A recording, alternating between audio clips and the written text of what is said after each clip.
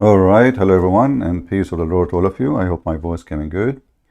Please let me know if you have any difficulty.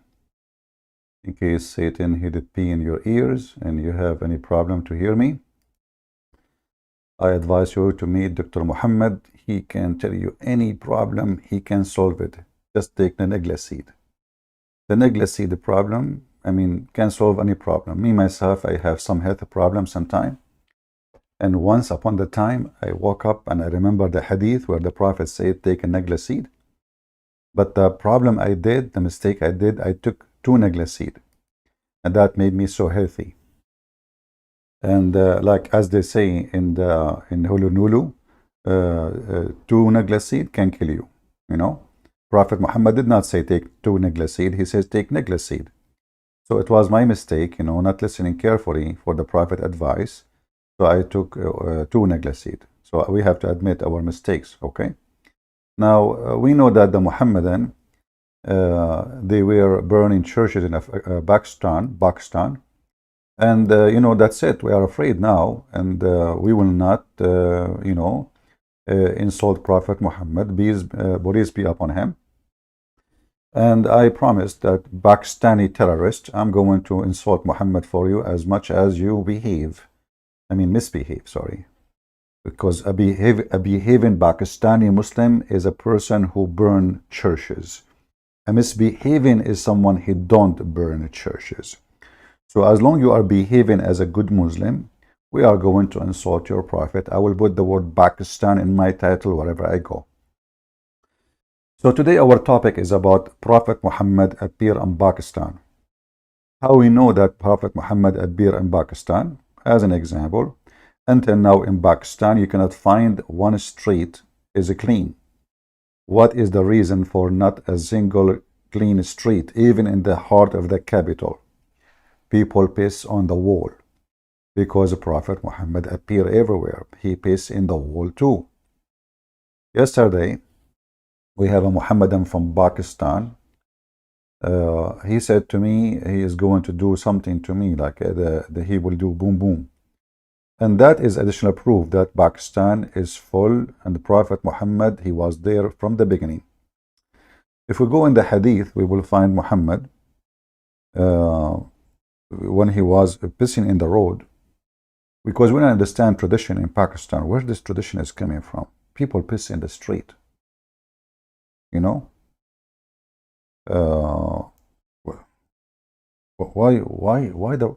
they are pissing in the street? What is behind this mystery? You don't find that everywhere. You go in the hadith, you will find this.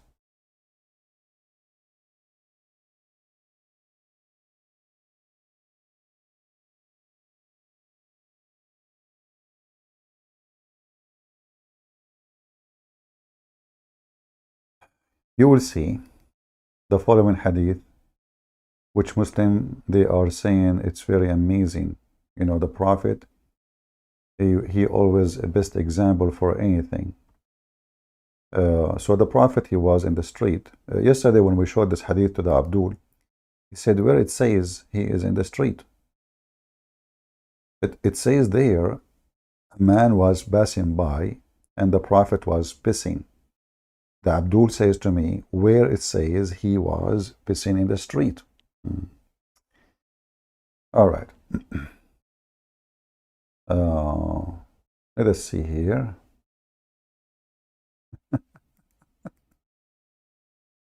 The Muslims, when they want, like where it says pissing in the street, where it says the word street, a man passing by. Do men pass by inside your bedroom, inside your bathroom? No, you have to show me where it says in the street. Otherwise, it doesn't say that, CP. All right.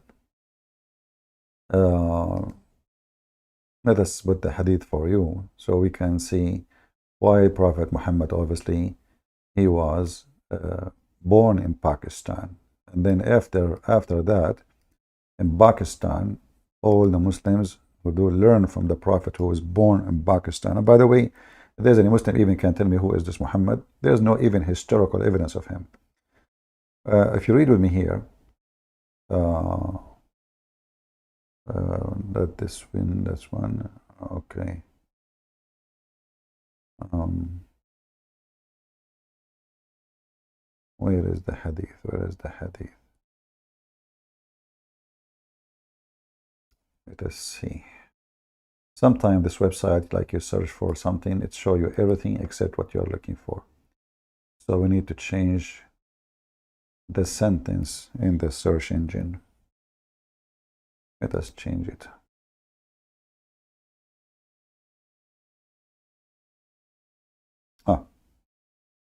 A person happened to pass by the Messenger of Allah, may Allah pray on him and salute him, when he was making water. Only in Islam, when the Prophet he pissed, he was making water. Pissing is making water. So the Muhammadan, they says, where it says in the street, a man he was passing by. Why you are lying, Christian Prince? All right, all right. A man passed by the Prophet, PPUH, when he was urinating. Making water became urinating now. And he greeted him with salam, but he did not return his greeting. Dr. Muhammad is so angry. It's time he is holding his penis, and this guy is now greeting me, saying to me, I got you busted, pissing in the road. So in Pakistan, there is a very well practice the Muhammadan they do. Not only they are always angry and violent, and they kill each other, but they are always pissed off, literally. You know? Like always, they are pissing all over the place. They cannot control their penis and their zipper until they go home. Like you go, like, okay, I want to piss, like when dogs walk in the street, what they do? They want to mark the wall. In Pakistan, the Muhammadan, they mark the wall. It's Alhamdulillah. He put his penis back and he keep going to the second wall. And just to show you even how stupid this religion is and how stupid the followers from Pakistan, you will find a Muhammadan who does not know how to say his prophet name correctly from Pakistan. He is teaching us what the Quran is saying from Pakistan. And I will give you an example, not limited, from Pakistan. A guy, his name is Adnan Rashid. This guy, Potato, I challenge him if he let me call him. He will not dare to call me or to let me call him. He said that the Quran corrected the Bible. And this Adnan Rashid from Pakistan, who do not know how to read the Quran, who put for us in a video Quran in Arabic, which he himself cannot read, he can tell us how the Quran correct the Bible. So I'm going to play some of what he said so we can see how the Quran from Pakistan correct the Bible in in the Holy Land. Similar stories that are found in the Bible, but it does not repeat the mistake. If you notice that the Muhammadan, when they make a video about their religion, they have to add some humming noise behind, like supposedly like they will make it holy, like this is the holy hum. Yeah, they can't even say a word without echo. Even when they play what's called nasheed, they bring equalizer software, and the guy who his voice like a man, they make his voice like a kid. And then the equalizer is working, and then suddenly the sound became so like thin, and the Abdul like Allahu Akbar, how beautiful it is. So now Adnan Rashid, he have to add the hum music, otherwise it's not going to work. You have to convince them that the Quran is holy if we don't have hum music behind. Now it is impossible for Muhammad, do you notice the echo? peace be upon him, to be an archaeologist. It's impossible for him to be an archaeologist. Are you kidding me? Why it's impossible? Isn't it he sent by Allah? Isn't it he is the one discovered that Adam was 60 meters tall? What's wrong with you? Isn't it true that scientists, they found bones of men, even the penis of Adam was 20 meters? I mean, if he was 60 meters, his penis, it doesn't make sense if he is 3 inches. That would be funny. I mean, imagine our grandfather Adam, he is 60 meters tall. And by the way, Muslims, as long Adam was 60 meters tall, how come the Kaaba is so small? I mean, if the Kaaba built from the time of Adam, why the angels of Allah built the Kaaba for Adam in the size of a chair? He was going around it or he was sitting on it? Because the guy is 60 meters tall. I mean, look how small the Kaaba, brother. What the Kaaba is like, what, 10-meter high, 12-meter high? The guy is 60 meters tall. So now the house of Allah is not even good for a dog of, because at that time, brother, the dog of Adam was big too.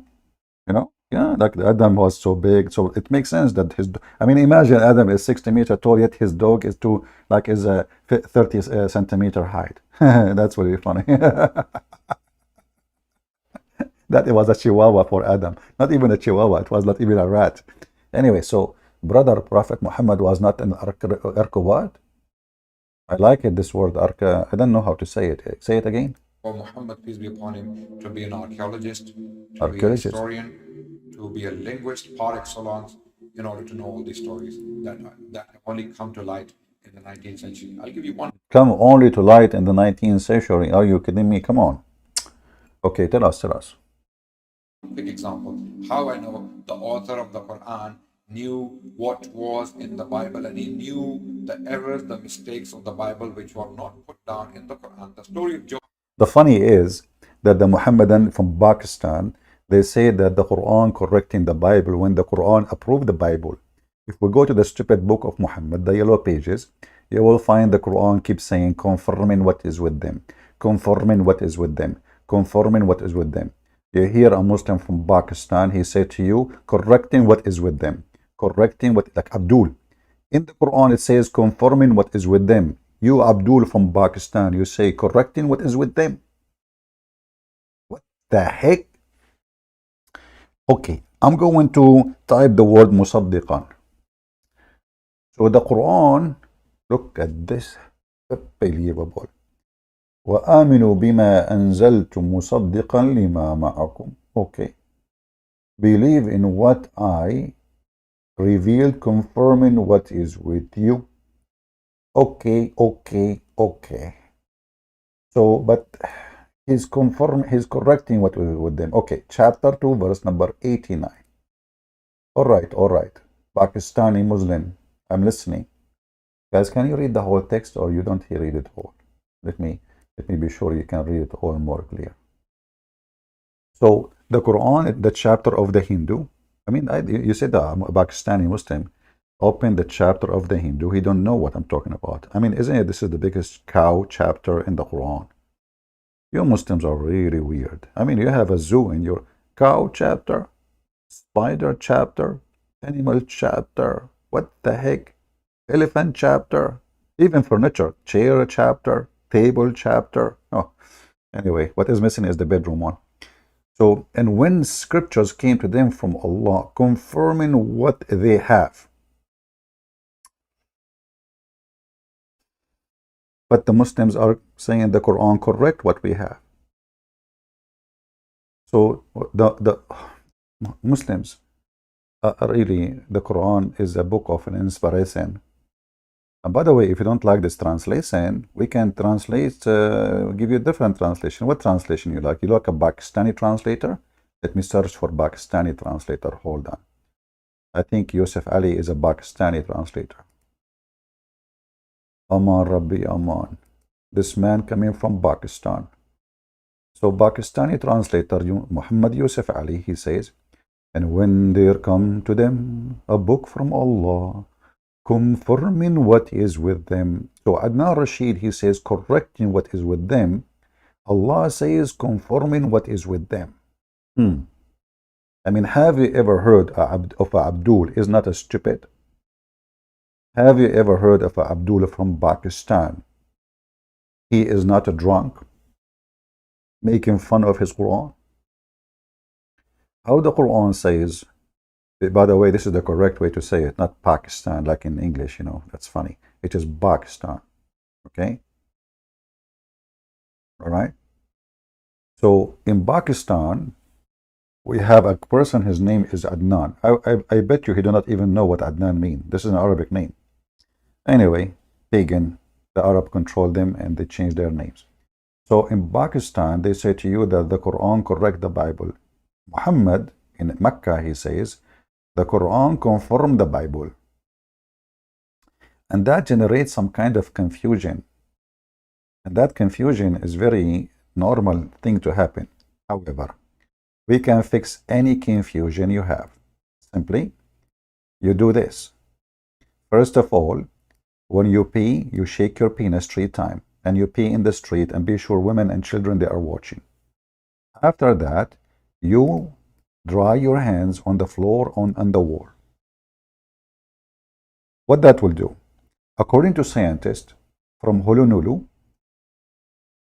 when you rub your hands after holding your penis with the wall, okay, and the ground have a mineral. It's called Alhamdulillah. Those mineral in the hold on, let's find the hadith.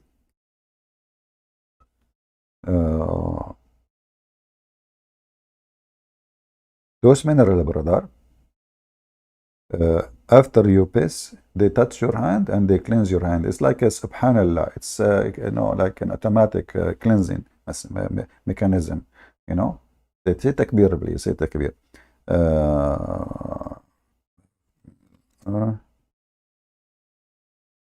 Let us see this hadith. I mean, who can do that? Think about it. The Prophet was not an archaeological, yeah, but he was, yeah, something else. All right.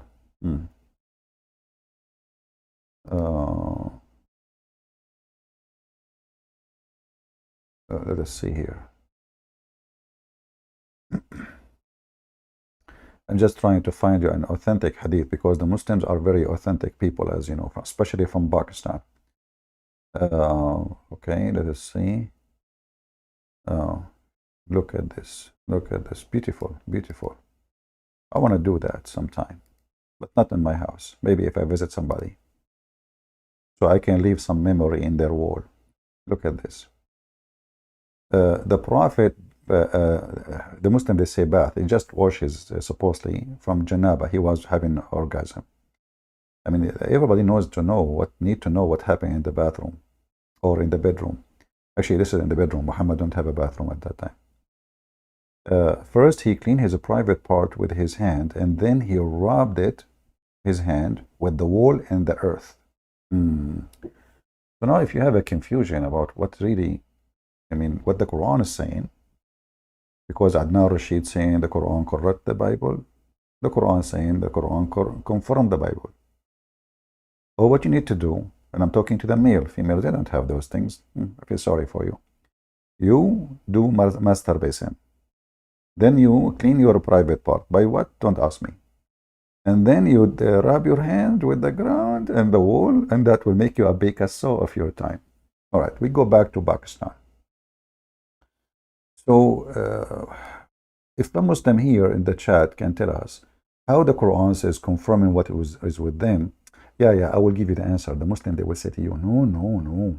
The Quran is not confirming everything with them. It's confirming some of what with them. It doesn't say some at all. It says confirming what is with them. You know what? I think this is the religion of a threesome. They say they don't believe in Trinity, but Muhammad, Jibreel, and Allah, they are the movies, stars. Muhammad, he never saw Allah. Allah don't speak to Muhammad. There is a middle person between Allah and Muhammad. His name is Jibreel. Jibreel is like a yo-yo, going up, going down, going up, going down. And then when the Quran says something, the Muslims, they say to us, the Quran is the most amazing, clear Arabic. I mean, look at this Arabic, how clear. But now we need to fix it. We have to add some.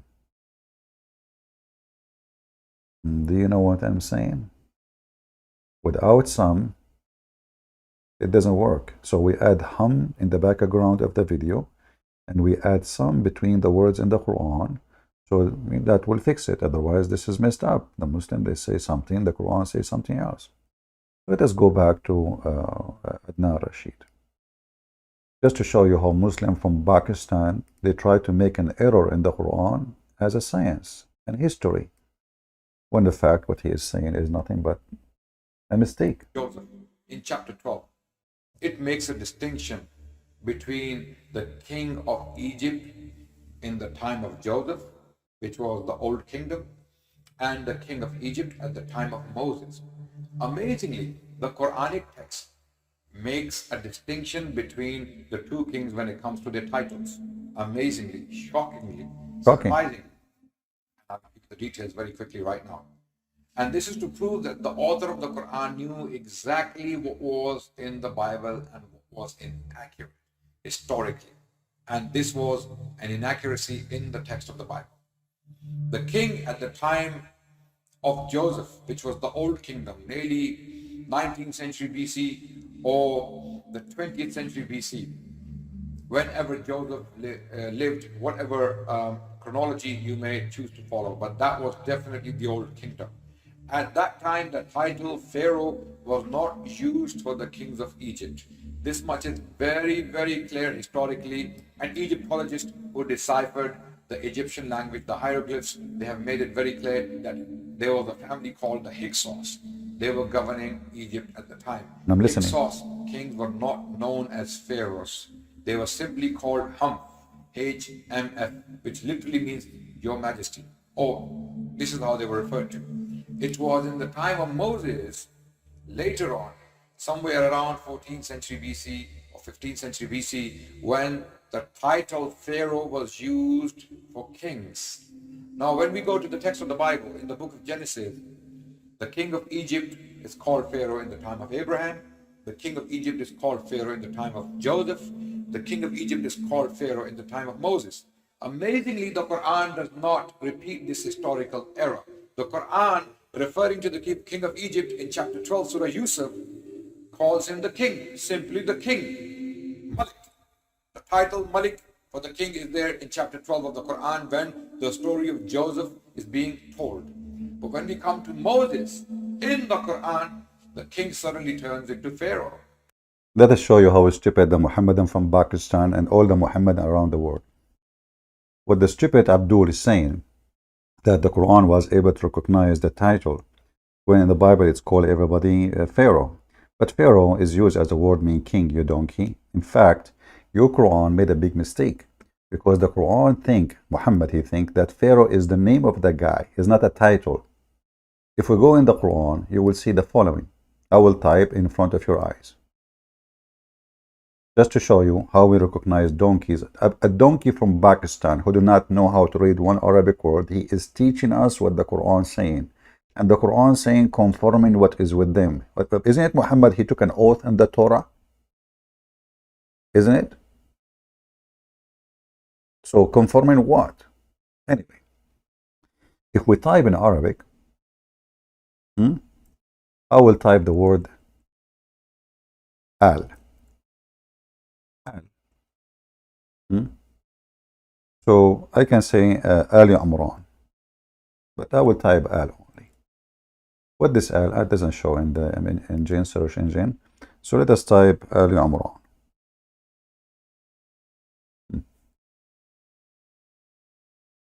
You will notice in the stupid Quran, Muhammad, he used an Aramaic word which means al, which is as a family.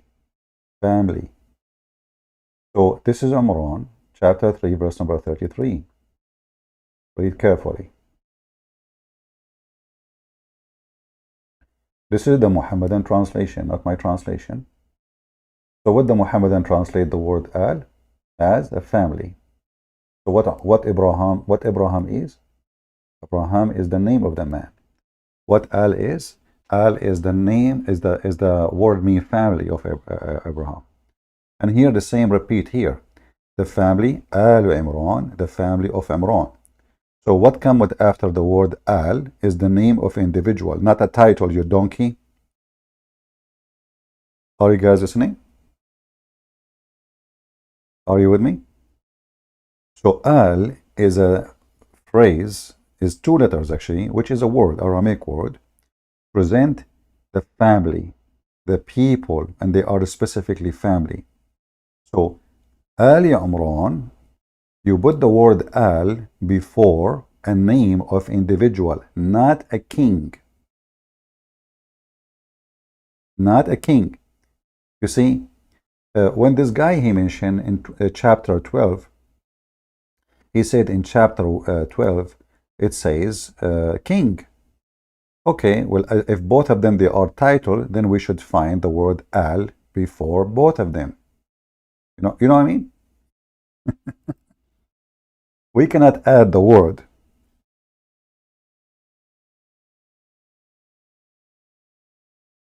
Here, you see, and the وقال الملك, and the king he said, all right.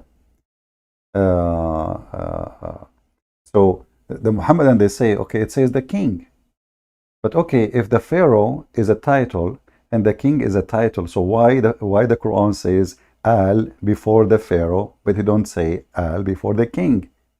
The reason is very simple. The stupid Muhammad, he thought he do not know the name of the king here, so he said the king.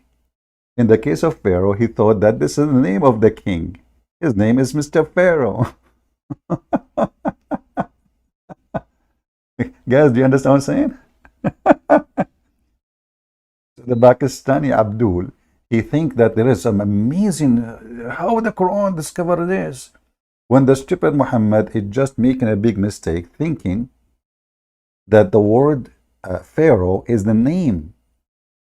Otherwise, if both of them are titles, then we should say Alu al-Malik, correct?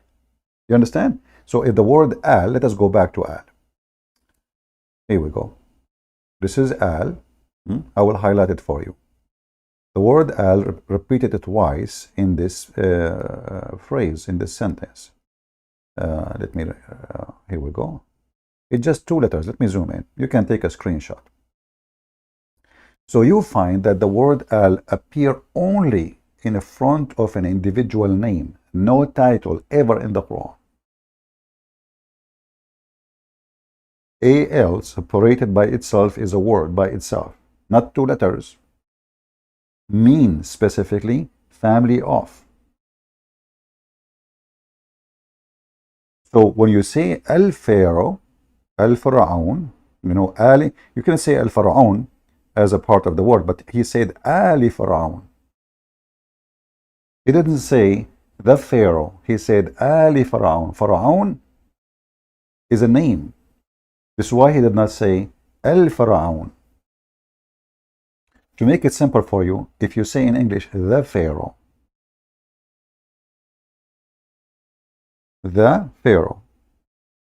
but in Arabic, if you say Al Faraun, you are speaking about specific one. When you say Pharaoh in Arabic, you are speaking about Pharaoh. This is the name of a person. How we know it's a name? It's confirmed by the word al before it. And the same goes for Abraham. So Ali Ibrahim, the family of Ibrahim. Here you notice family of Amran, family of Ibrahim. By the way, the Muslims don't have Abraham. They have actually one place where it says Abraham, but then they took it off from the Quran. Maybe we should make a video about it. Then if we go and search more, let us search for Ali, Ali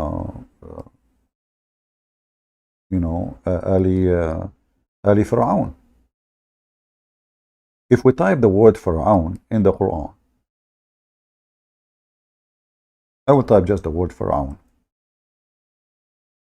You will notice that the word Faraun never mentioned in the Quran, except maybe 1 or 2 saying the word Faraun directly, maybe 3. But we can check, maybe more. But here you notice that the most popular word used, Ali Faraun, chapter 2, verse number 49.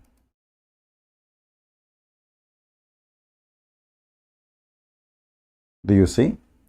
You don't say people of a king. Let us replace. As long both of them they are title. Pharaoh is a title according to Adnan Rashid from Pakistan. Pharaoh is a title. King is a title, correct? So why here it says the people of Pharaoh? if Pharaoh is a king? What the heck is that? People of Pharaoh? Who are they, those? Then we continue. In the verse after it says, and recall when parted the sea for you, and we saved you, and we drowned the people of Pharaoh again. Not the people of the Pharaoh, people of a person, his name is Pharaoh. Let us go to the Quran more and see the word al appear more. What about we see Ali Musa? Musa is an individual. Here we see, you see when the Quran speak about Musa here, in those verses in front of us, it says Musa directly. Why? Because Musa is a name of a person. But here in chapter 2, verse 48, it says Ali Musa wa Ali Harun. Read with me. Ali Musa's, here we go, family of Musa's. So when you say the word al, you mean people as a family of, and then you put the name of the individual. This is why you don't say in Arabic the Musa, because it's just a name, individual. You don't say the Musas unless it's a title, like in Arabic, like even in English, you say like in Arabic we say Al-Masih. In Quran they call the Messiah Al-Masih. Don't call him Masih. Why it's used Al-Masih? Because simply it is a special person. He is the Messiah. There's no many Messiahs, only one. So Ali Musa's and wa Ali Harun, family of Aaron. You see it? So al always in the Quran come as a word before the name of individual, not a title. Not a title. Are you with me? Now going back to the Pharaoh. Here you will see the word al appear before the Pharaoh. So the word al appear before Abraham, before Moses, before Aaron, before Abraham, before everybody. Al appear before the Pharaoh. Doesn't say the Pharaoh, it says Ali Pharaoh. Family of Pharaoh. And this is the Muslim translation as it is. We are not touching it, as you see. And this verse here, 50, chapter 2, verse 50, and chapter 2, verse number 49. So the stupid Adnan Rashid, who don't dare to take a call from me because he knew he would make a pee in his pants, the same as the Pakistani government, they keep sending an email to YouTube to ban my videos. I made them make pee in their pan, even though they claim that they have a nuclear weapon. Hey, Pakistan, why you don't bomb your USA, man? You have a nuke, buddy.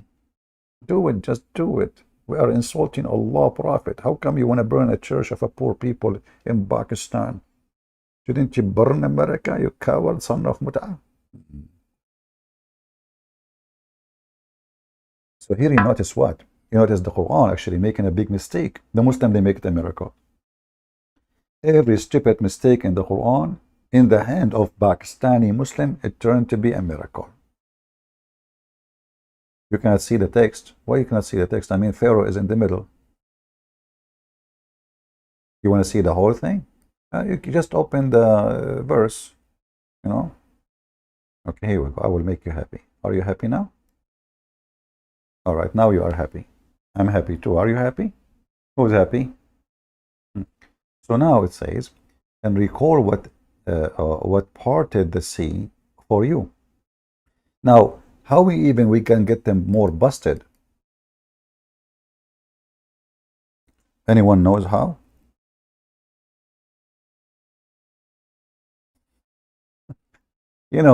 Muhammad, because he is certified donkey, he cannot keep his mouth shut. The same as his penis, he cannot zip it in his pant. Muhammad, he made it more clear that Pharaoh is a name of a person. Let us go to the hadith. Ta-da-da! Pimp house, degree, paparam. Look at this. This is the stupid Muhammad confirming that Pharaoh is a man. What he said there. Read with me. Muhammad claimed that Allah, he gave him a special women for sex. But this hadith here is about sex yet. He said there is a special women who they are, you know,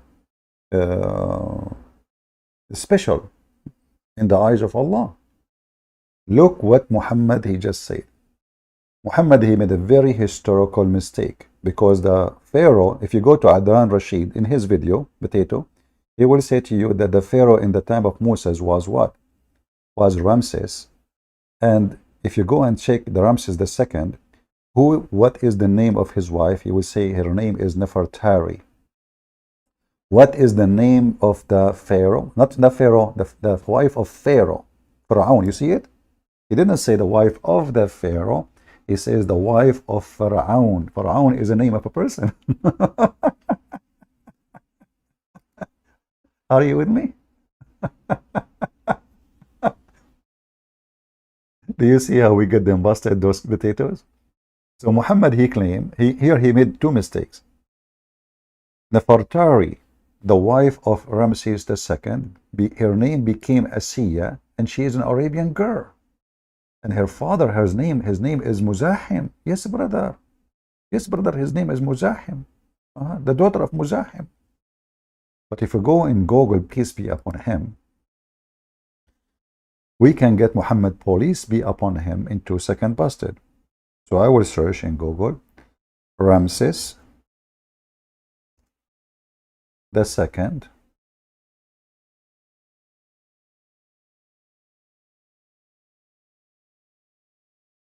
wife. Let us see what Google, peace be upon him, will say. Uh-oh. Muhammad, you got busted. You got mail. This is Google. And you can search any website, doesn't matter really. The name of the wife of Ramses II is Nefertari. Who? Nefertari. What is the name of the wife of Ramses II, according to the stupid Muhammad? Asiya. So now Muhammad, he get himself busted twice, mistaking the name of the Pharaoh, thinking that Pharaoh is a name of the individual. And as you see here, the word is so clear. Even the Muslims did not translate the word in Arabic. They say the wife of Pharaoh. Do you see the word Pharaoh? Let me zoom in case you do not know how to focus with me. See the word Pharaoh? Do you see it? So in a miraculous way, miraculous, that's a new English word. In a miraculous way, the Muhammadan, they changed a big mistake in the Quran to make it an historical correction for the Bible. I mean, how Muhammad, he knew this? How Muhammad knew that Asiya is the wife of Pharaoh, not the Pharaoh? His name is Pharaoh. And what the Muhammadan don't say to you, that in the Quran does not say Pharaoh, it says Pharaoh, which is even wrong name to say. Pharaoh. فرعون يا فرعون أنت يا سلطعون فرعون يا فرعون ترنم ترنم ترنم. Hey Muhammadan, how Muhammad, he made the wife of the Pharaoh his wife. I mean, this guy wanna F everybody. Anything he heard about her, he add her to the list. Do we have any Muhammadan from Pakistan would like to call me and tell me why the Quran making such a mistake? I'm going to open my Skype, which is made specifically for Pakistan. If you are a sheikh from Pakistan, please text me and I will take you for etc. Okay. Uh,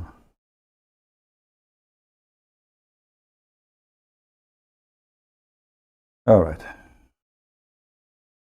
Do we have any Muhammadan from Pakistan? He want to tell us how Muhammad he come with such a stupid, claiming that this is from his God, thinking that Pharaoh is a person name, not a title, and thinking that the wife of Ramses II.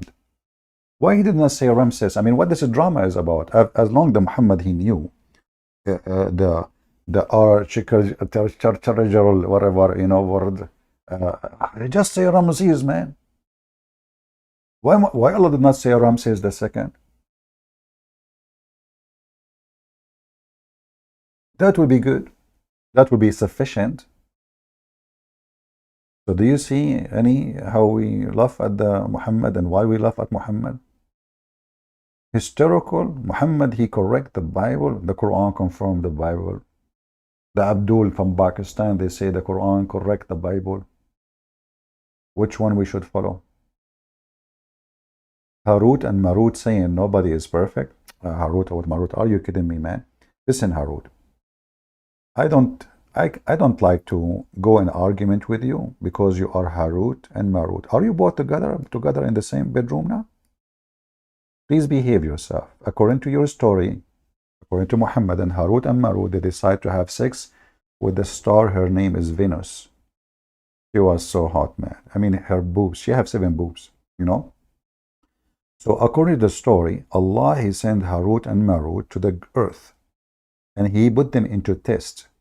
When Harut and Marut they went to the ground, they found Venus. Oh boy. And guys, Venus is really Venus. Oof, she is so hot.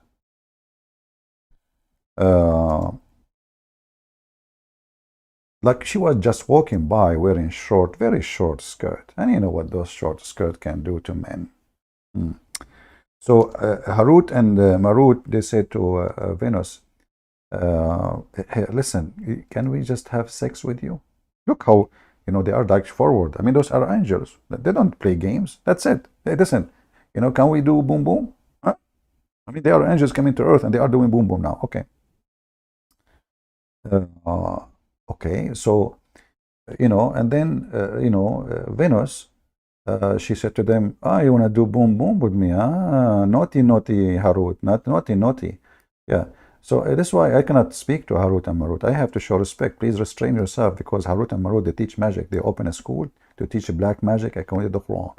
So Mr. Harut and Marut there, they can put magic in any one of you. I'm telling you. I'm just warning you. Look what happened here. The account of Harut and Marut.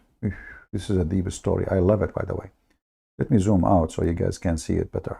Can you see the text or you cannot see the text? Shall I zoom more? I think now is good. In the explanation of the holy verse, it said that shaitans used to teach magic that was sent down to the on the 2 angels, Harut and Marut. This is why I'm telling you, watch this guys, Harut and Marut, they are dangerous. He can put magic on you, Yeah. And where they came down, Harut and Marut? In the Babylon Tower. Makes sense. I mean, how you can come from Allah, sky, you go down in the Babylon Tower, Yeah. So they like, okay, in the Babylon Tower, all right. And okay, and then they get in and, they start opening school. And those 2, they taught men, they did not teach anyone magic until they make them sign a disclaimer, okay? And they said to them, surely we are a trial. Therefore, do not do be a disbeliever. Even if the man learned from them those two magic by which they might cause separation between the man and the wife. And here you notice the wisdom of Allah. Allah, he said, man life is boring. Women life is boring. Let us make it more action. So he sent Harut and Marut. And what is the purpose of the black magic? Is to make the man and the wife fight. Subhanallah. Allah is all merciful, is all knowledgeable, and all wise. Hey Allah, why you want the man and the wife fight each other and get divorced? So now if you are divorced and you want to know who is behind it, It is Harut and Marut, which is sent by Allah to open a school of Harry Potter. And now those people, they are using the broom, you know. That's why you see all in the cartoon, they see the broom. This is a real broom, you know. It's a magical broom, you know. So they point the broom at you and you fight your wife. Like anyone, they point the broom at you know, and you, like me, myself, the guy with the black magic Harut, he point the broom at me and I fight my wife. But I told him I don't have a wife yet. He said later you will fight with her. So anyway, I'm expecting it to happen in the future.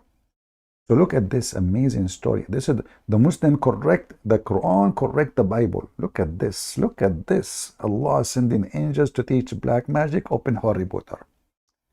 Ali ibn Ibrahim and Al-Yashi have in their tafsir narrated from Imam Muhammad al-Baqir, blah, blah, blah, blah, blah, okay? So they are making false allegation against men, those angels. Oh man, disgusting. They used to say to Allah, is high and above what is the word of the word say about him. The list of a group of angels requested Allah. They said to him, do you not fawn upon your creation who make false allegation against you and who disobey you, even though you have forbidden them from doing such a thing? So, oh Lord, you tolerate them, Lord? So like that, those the gossip angels, you know, the gossip angels, they are like making Allah do action. So anyway, the story here, so he said to the angels, okay, select, let us see if you are better than a human being. Let us see if you are better. Select 2 angels from you. So the angels, they went to the bathroom and they select the best 2 angels between them. And they said, okay, Allah, we challenge you to test those 2 angels. So he sent them down to earth and he made them have desire of men. When we went down to the earth, as soon as they arrived, they saw Venus. Then he removed all the curtains on the sky so that he may make his power visible to the angels. He sent those 2 angels to the earth and in the form of 2 handsome men. Trust me, I'm not one of them. And then he made them camp in the Babylon. Oh, I would love to camp in the Babylon next to the river. Yeah. Okay. And when they came to the earth, they saw a very beautiful woman advancing toward them. She was sexy, and you know it. She was fully adorned and perfumed, and her face was unveiled, like she is not wearing burqa. Shame on you. Now the 2 angels had a thought. There's something between their legs. Start moving. Harut, he said to Marut, look at her ass, subhanallah. Look at her boobs, Harut said to Marut. Marut, he said, Marut, listen, we should not talk about boobs. Let us talk about vagina. Please respect yourself. Do you see her vagina? Subhanallah. So Harut and Marut, they were like astonished by this woman. And then, but they were forbidden from having sexual intercourse. So they discussed this between themselves, like Harut talking to Marut, Marut talking to Harut, like what we should do. Should we follow the penis or we don't follow the penis? What do we do? And she's so beautiful. Do you see her ass? I mean, look at this ass. Unbelievable. May Allah ask you. And then at the end of the day, they decided to walk away from the temptation. They walk away. Not for long. The movie will change the direction soon. After walking a few steps, look how far the temptation did not go. Look, just few steps. Just a few steps. They made a decision, like they are discussing, should we have sex with her for 10 hours? And then they come to the conclusion, we should not. Then they walk 3 steps, like 1, 2, 3. And right away they change their mind. Like, what the heck? True story. I want to know the name of the director of this movie. Please don't, police be upon him. Oh, so now, after they walk for a few steps, they change their mind and temptation overpower them. And then they return to that woman and ask her to allow them to have sex with her. I want to know. I wish I have a video camera at that time. Hey, Adnan Rashid, can you tell us how this historic event can be recorded by Prophet Muhammad? Now, Rashid, he will say to you, this is Shia. This is Sunni too. We can show you. Even the Quran says. Anyway, so that woman, she said, my religion does not allow me to lie with you until you adopt my religion. Oh, jihad conversion. Yeah, this woman, she is doing jihad love. You want to sleep with me? You have to convert to my religion. Isn't this what the Muslims they do? All right, all right. And then they inquired her. I remember once a Muslim woman, she said to me, I don't mind, by the way, to sleep with you, but you have to convert to Islam. I said, did I ask you to sleep with me? She said, no, I'm not. I'm just saying. I'm just saying. I mean, what an offer, you know. Anyway, how you turn such an offer off? That's, you know, they clean everything there. So then the woman, she said, you cannot, I cannot sleep with you. She's conservative. She's religious. Unless you know, convert to my religion. They inquired her religion. She said, I can only fulfill the desire of the one who worship my Allah. So listen, she worship Allah too? Is that different Allah from your Allah? Oh boy, so what the problem? They worship Allah too. Do we have any Muhammadan?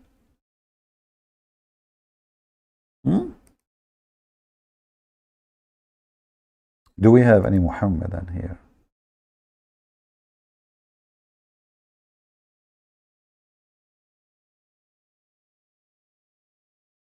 Anyone? No Muhammadan from Pakistan? Okay, what from Afghanistan? What is it from Tolistan? Iranistan?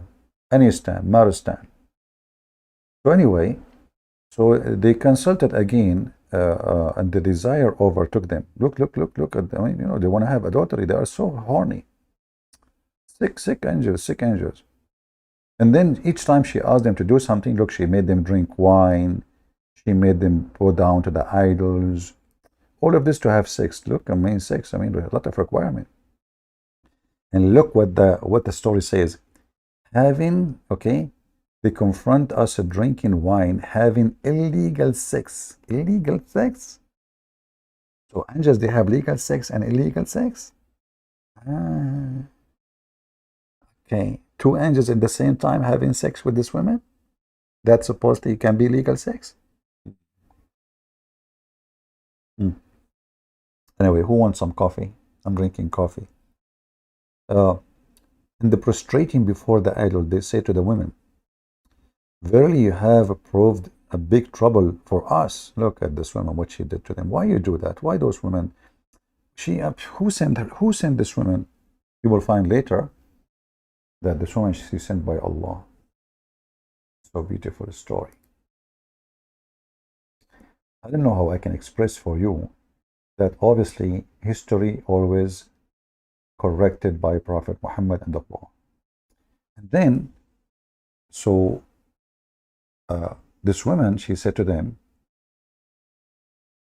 then that woman told the two angels, I swear by my Allah, by my Allah, that this man knows you, and I am aware of your place, and has gone to disgrace you. So when the man, he entered the tent, he found them naked, and they want to have sex with the women. She told them, no, go after him. He is going. Look, she took them to solitary place. Man, this man who is a beggar, he entered the tent, and he saw the two angels with a small, tiny penny. You know, like, what are you doing? Why you are naked, angels? You are going to have sex with this woman.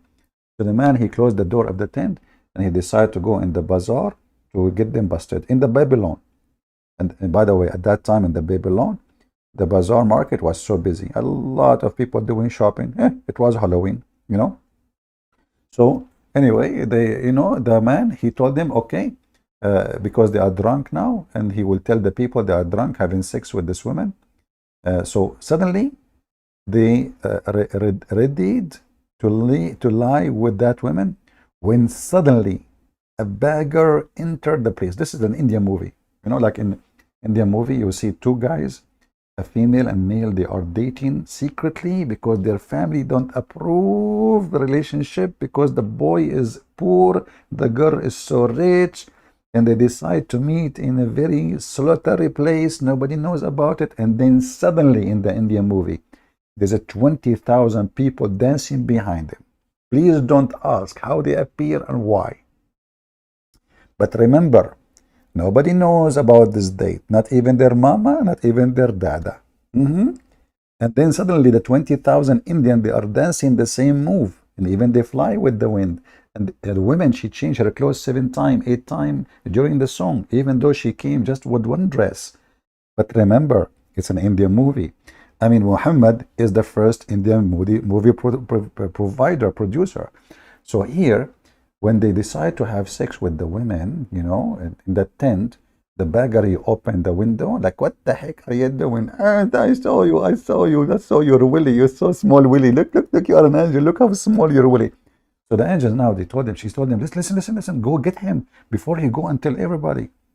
So those two guys, they went after the guy to kill him. Look at this story. He said, I swear by my Allah, this man knows you and is aware of your place. Huh? They live in an apartment? Okay. And has gone to disgrace you, both you and me. So I will not draw near you. You must kill him. Look how evil this woman, man. Oh, man. Women, what you can say.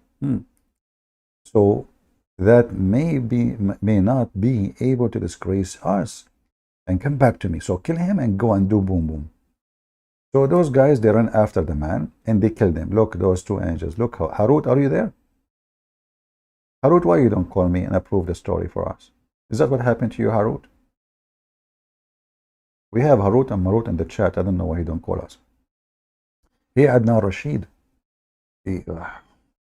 Historical event, huh? When they returned, they did not find the women. She made them kill the guy and she disappeared. She took their wallet. They returned, they did not find the women, and they found that suddenly their clothes have fallen. Oh boy. This is what happened to you when you go in a very hard diet. You wear your pant and you lost like 20 kilograms. What you expect? Your pant will fill it down and you will be exposed. So now Allah, He made them naked. Why? Because simply they commit a great sin. And they had intense feeling of shame and sorrow. True story. True story. However, the story have more windows and doors. All right? Because the Muslims, they have millions of stories about the same story. Because Muhammad, he cannot keep his mouth shut. He have millions story of the same story. As you see, if you keep reading, you will see how many story there is about the story. So here, this is the third version of the story. Very beautiful woman. But who is this beautiful woman? Who later she was able to take the password from the angels to go to the heaven of Allah. Venus. Venus, brother. How many of you heard of the star Venus? Give me one if you heard about star Venus before. What is the story behind star Venus? Do you know? It's the same what they are saying here.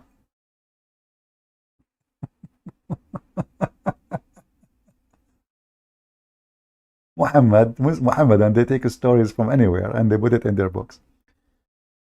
Guys, Venus, the Muslims, they're true that Venus is the one.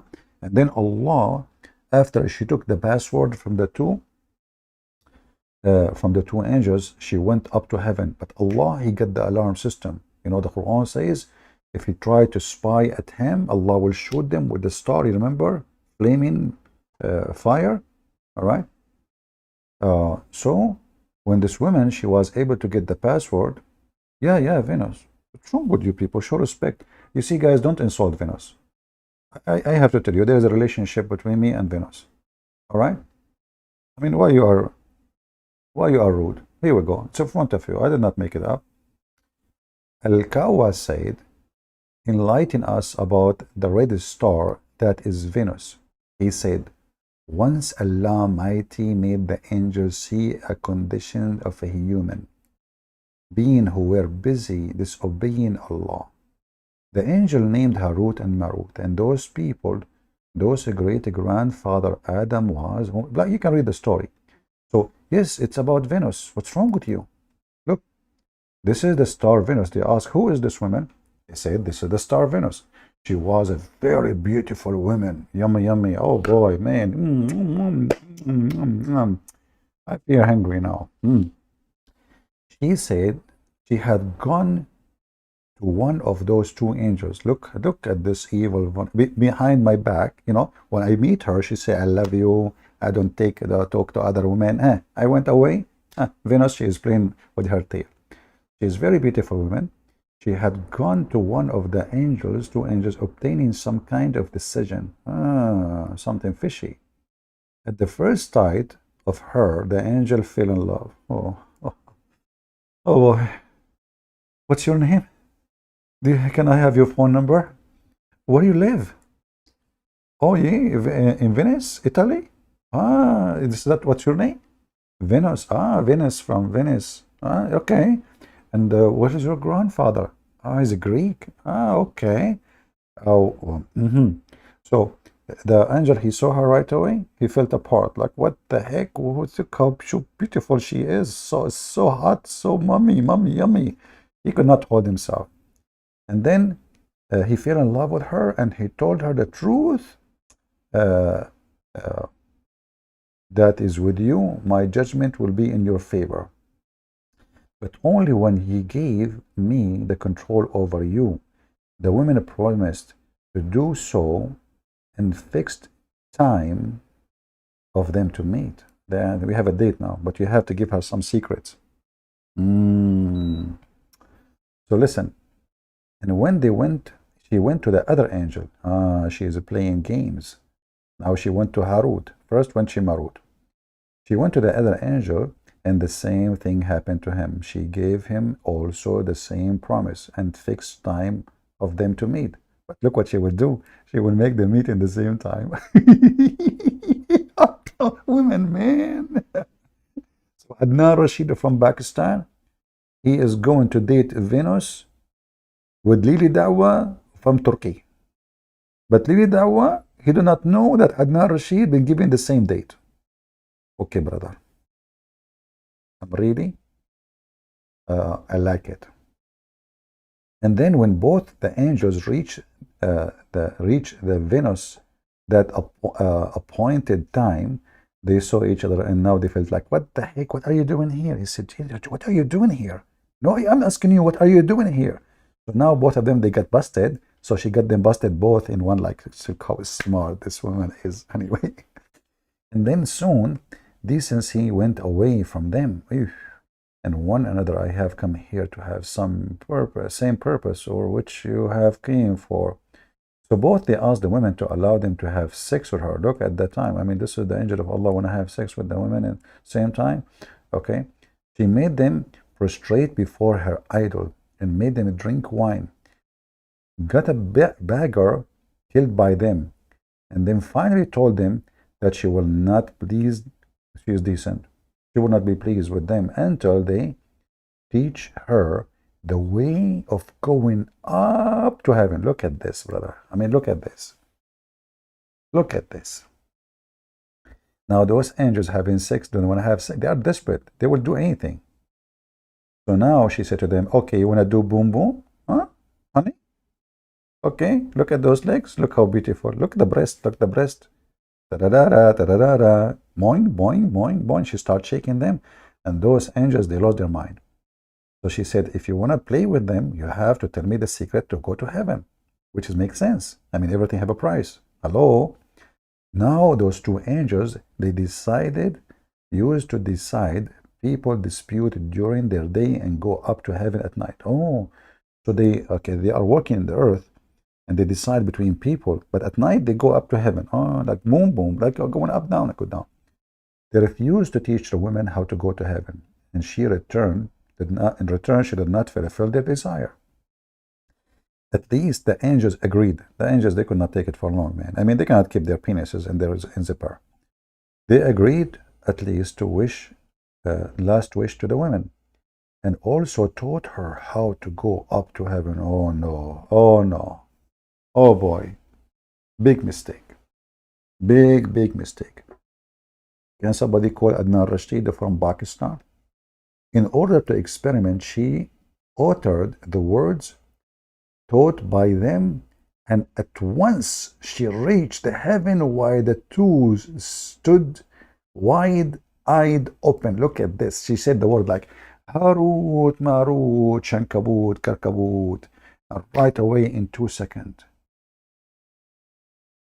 This woman, Venus, she went up to heaven. The angels, they were looking how fast. She altered the word she just taught by them. In less than a second, man. What are you talking? There's no second. It's so fast, like a blink of an eye. She is up in heaven. And then Allah, look, Allah is watching, brother. Then Allah turned the women into the form of a star. And now we told you the historical, archaeological history behind Venus. Adnan Rashid, are you there? So your stupid prophet, he thinks Pharaoh is a name of a person. You make it history correction. Your stupid prophet, he thinks that the Pharaoh is a person and his wife is a Sia, when the wife of Pharaoh, the Ramses II, is Nefertari. And those, Abdul, they say to you, the Quran correct the Bible. Brother, how the Quran knew that? Nefertari. Nefertari became a Sia, and Pharaoh is a name of a man. It's not a title in the Quran, you liar. Do we have any Muhammadan here have any comment about what we said and shared with you? Oh, I don't know. I think the Muhammadan, they have the right to remain silent, because we have overwhelming evidence against their stupid prophet. Any Muhammadan? Mayday.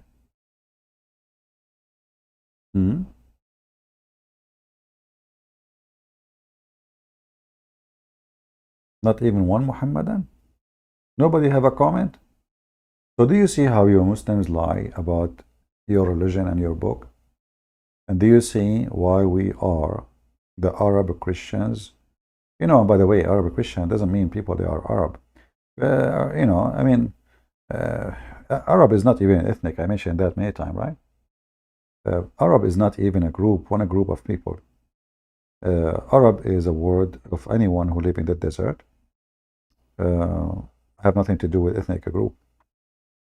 But just a correction for what people says to you. Do we have any Abdul want to say anything?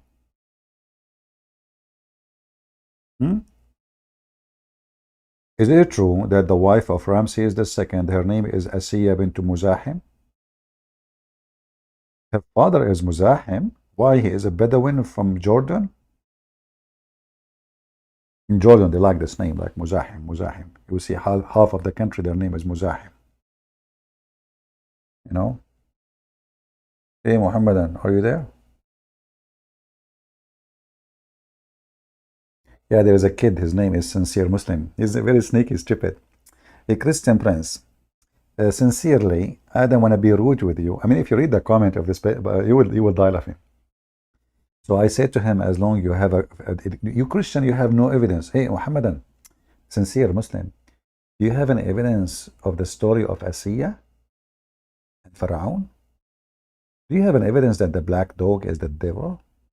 Do you have an evidence that shaitan go around your penis if you don't say the name of Allah and he do boom boom to your wife? What is your evidence?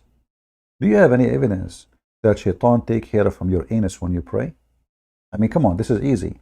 All what you need to do, put a camera behind your anus when you are praying and record with a slow motion and post it on YouTube. By the way, we do not need to see the hand of the devil because he's invisible. We understand. But at least we will see the devil taking hair from your anus. Hello? So you zoom in your anus with the camera. I mean, otherwise Muhammad is lying. Who is a Muslim, by the way, can prove to us that shaitan take hair from his anus when he pray until he fart? This is very easy. We do not need to go to the moon, to the sun. We do not need laboratory. And these days, everybody have a phone. Use your phone. Where are you going? Somebody saying good night. We just talk about the hair in the anus. You go. This is an interesting topic. How any person he leave such an important topic? The Muslim Abdul is under the conspiracy of playing with his anus. You see, the whole world making conspiracy against Abdul. Even their anus is not left alone. I mean, they are victimized, sodomite. Shaitan is sodomiting them. Do you know that Muhammadan is not allowed to sleep in his belly? Who is a Muslim can tell us why? Huh? Why it is not lawful for a Muslim to sleep in his belly? Is it true Shaitan would do boom boom to you? Muhammadan?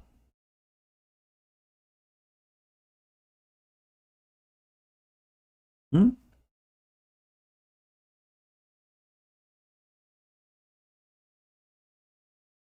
Hmm.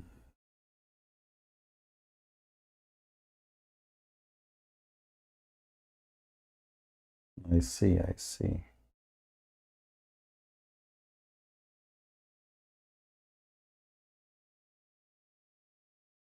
Mm-hmm.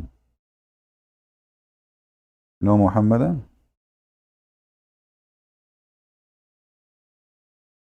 I know, I have a strong feeling that there's a lot of Muhammadan here, but they are because they are so proud of their prophet. Uh, they're so proud. I mean, so what they can say? I mean, the prophet, he must have a good reason not to sleep on your stomach. Hmm? Hmm. Any Muhammadan? Is it true that the one who sleep on their stomach are the people of hellfire? What the heck?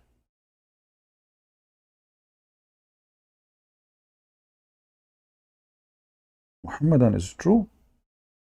Let me see if I can find the hadith for you in English. Hold on, hold on. Um,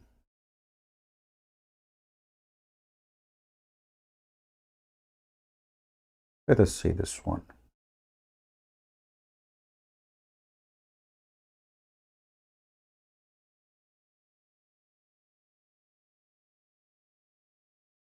Look at this.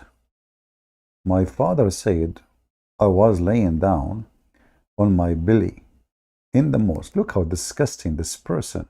Not only he is laying down, he is laying down in the mosque. Sometimes people do crazy stuff. I don't know. I don't know really how stupid a human being can be.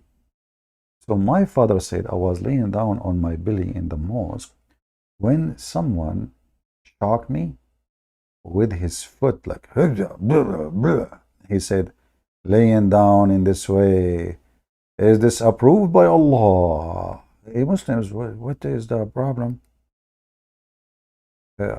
Any Muhammadan can tell us? What will happen if you sleep on your stomach, Muslims? Why Allah disapprove it? So you Muslims, so if a Muslim woman, she sleep in her, I mean, what the heck? Why? Any Muslim can tell me why Allah disapprove it?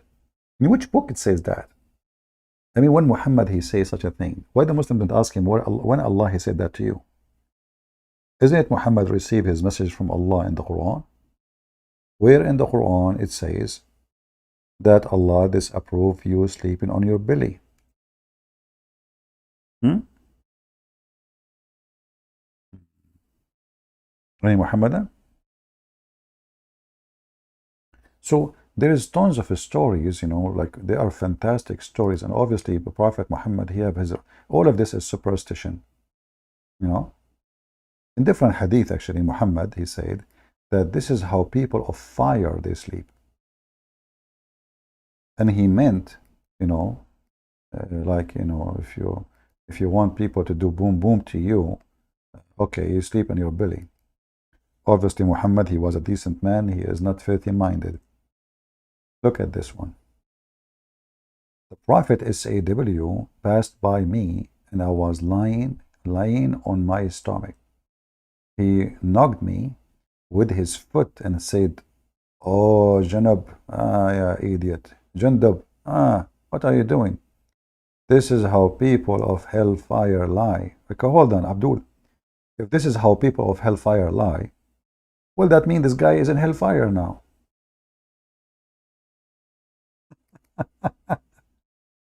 This is the campaign of the Prophet. The Muslims in Pakistan, aren't you enjoying burning the churches in Pakistan? I will put Pakistan in every video of mine. Just wait for it.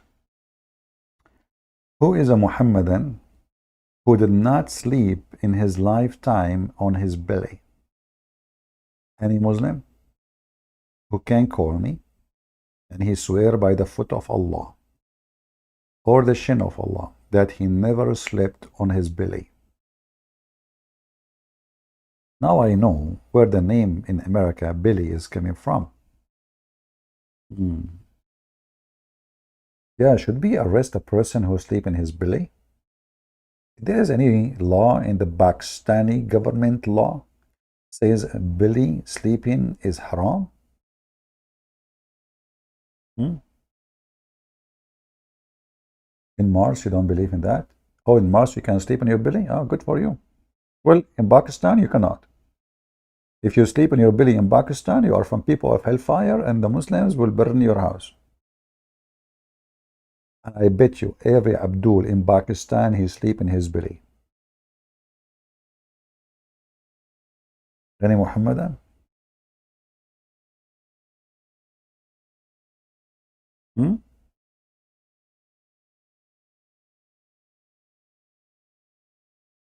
Do you remember the story of the guy who, the funeral, there's a funeral. So Abdul, he died, supposedly. And the Muslim, they placed the Abdul when he died naked, and they put a piece of a clothing fabric in his anus. They push it hard. The reason they do that because 99 dragon, they will go inside the anus of a Muslim when he go in the grave if they don't have that fabric in his anus. But the story here says that the person, he died supposedly, and they place him on the table. And then one believer, he says, this brother is not dead. The other Muslim, they said to him, how you know he's not dead? He said, do this. And he placed his finger in the anus of the Muhammadan, and he said, it is warm. And then everyone present in the funeral start placing his finger in the anus of the dead Muslim. And they come to a conclusion that he's alive. So imagine after that you come back to life and everyone in town, he put his finger in your anus. Oh.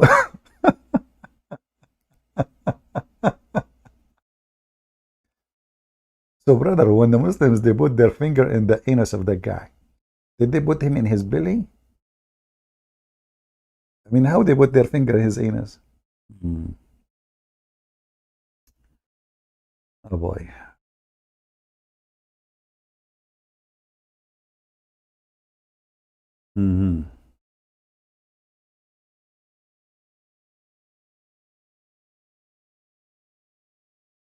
Any Muhammadan?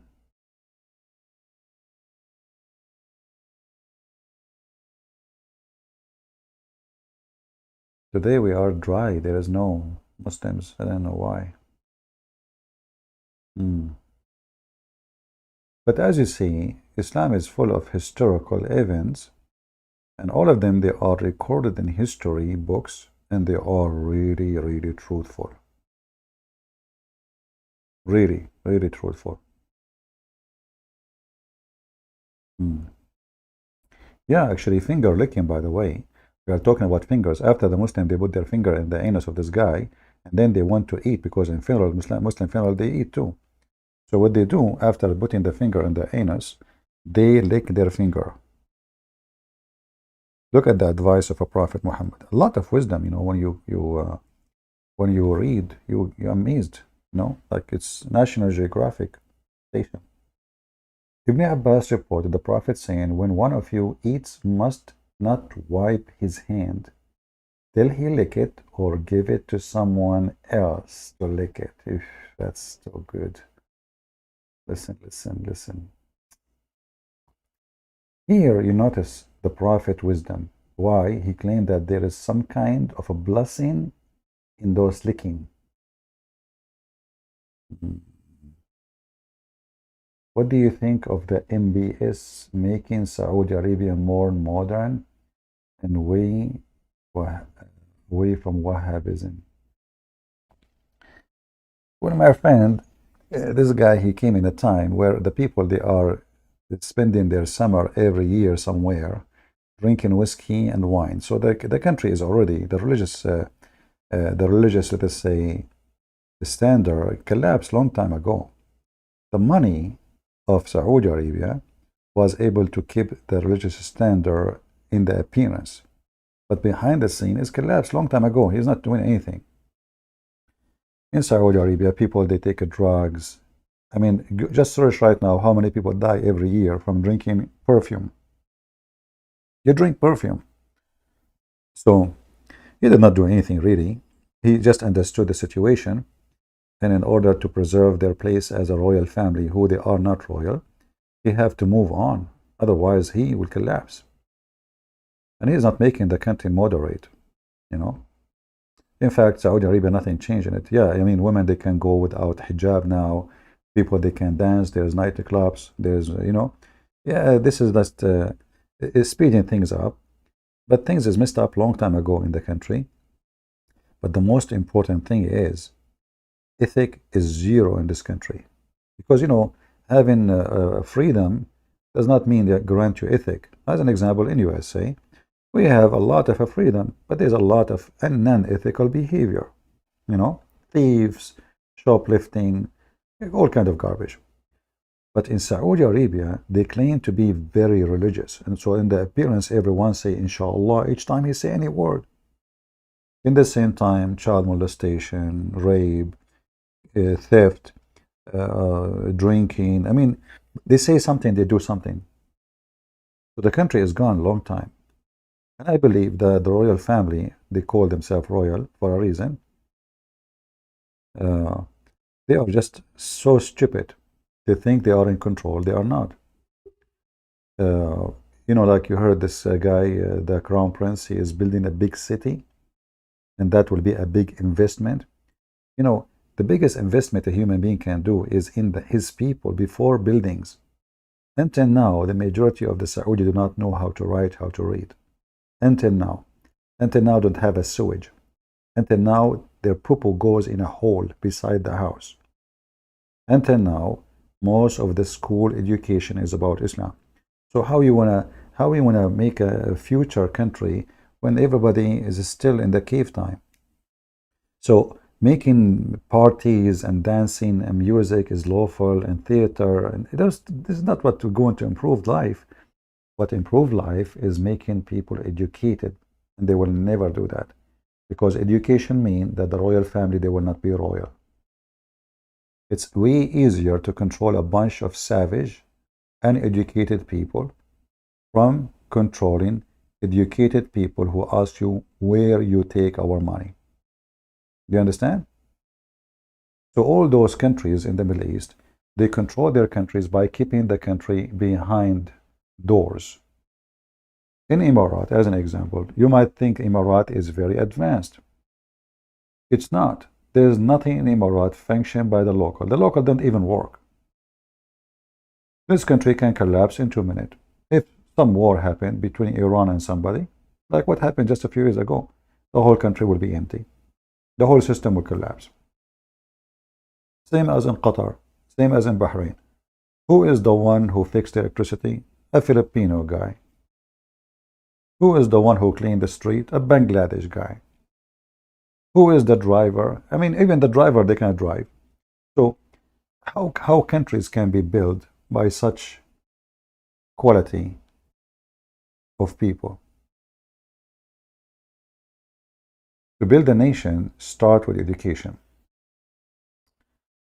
Greeting from Austin, Texas. Welcome, my friend. I do not know how crazy this religion cult was until I started being watching your video 6 months ago. I found out about you when Prophet Lovi Elias. When what? I don't know what is that. Anyway. Welcome, my friend. Do we have any Muhammadan here? How many here from Pakistan? Do we have any Christian from Pakistan here? You don't have to say if you live in Pakistan. But if you are living abroad, you can give us one. Actually, when I went last time to do seminar in where? I went to Dallas. I was invited by a Pakistani Christian, very wonderful people. I visited him at home and visited his family. So I did seminar in their Pakistani church, and I did a seminar in a big, huge church, American church, huge one.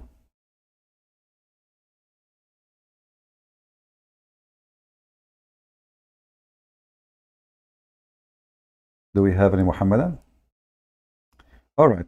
Today we will make an exception, and I will take calls from Christians. Who is the first Christian want to call me? As long as we have no Muhammadan, and you guys keep asking me if you can call. Welcome from Canada. We have people here from around the world. Me, myself, I am from Honolulu in Pakistan. If there is any Christian, text me first. Don't call. Text me and say I'm a Christian, and I will call you. First come, first serve. And don't ask me silly questions like, Christian Prince, how you look like. Once I made an interview, I will not say where. I was really, I don't know what to do. I mean, they start asking me question, Christian Prince, do you have a gray hair? That was the most silly interview I have in my life. Another person asking Christian Prince, how tall are you? What the heck is that? Brother, I am 60 cubit tall, but sometime after I eat the cheese of Alice in the Wonderland, I shrink. Just to be honest with you. All right.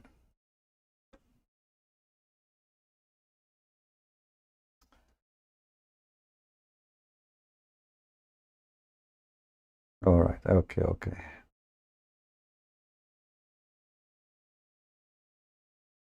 You are from Mindanao? I've been in Mindanao. There is a lot of Muslims in Mindanao. I went actually there. There is a market. Like I have a problem with the phone. They told me there they have like a phone repair. I went there. I found a lot of stores owned by Muslims, and most of them, the one who is in charge is a Muslim homosexual. They call them lady boys. You will see the guy, he have long hair, talking like a girl. Hello, hey sir, how are you doing? How I can help you? I'm like, what the heck? So I took my myself and I escaped the scene before something, like before somebody record me going there. Like, a Christian Prince going to the mall of the Abdul lady boys. And the funny is, you will see the lady boy sitting next to him. There's a woman wearing hijab. Look how conservative they are. Unbelievable. Why you are using the number of the beast in your username? Arab for Christ. 666. Oh, there's not such a thing, my friend. Arab for Christ 6666. It's Arab for Christ. Why you are using the Antichrist name? Oh. Do we have any Muhammadan here?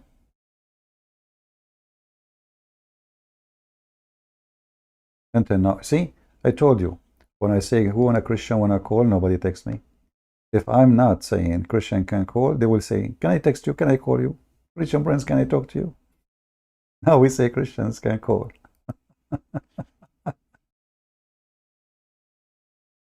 uh,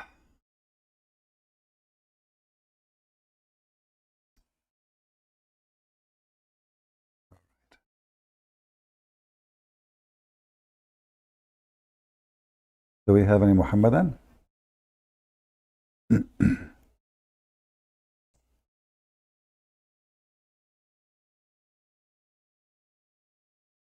Let us see Skype.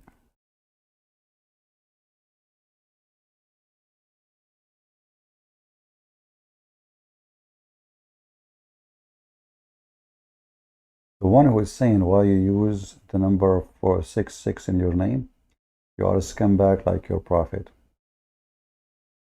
This is my account, Arab for Christ. Potato. You Muslims are very silly and stupid. You are the Antichrist. You are talking about Antichrist. Potato, sons of Muta. Anyway, how to debate with a Muslim if they are only defense saying English translation? No problem. Ask him what translation he agree with and hold him accountable for that translation. Then use it against him.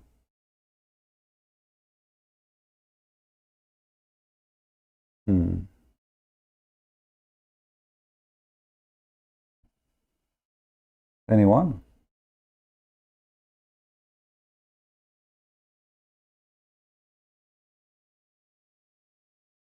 Ah, he's talking about the email there. Ah, okay. Well, this is uh, this is like when you try to make an account, they give you options. All the options are taken. But this is not the name of the account. Anyway.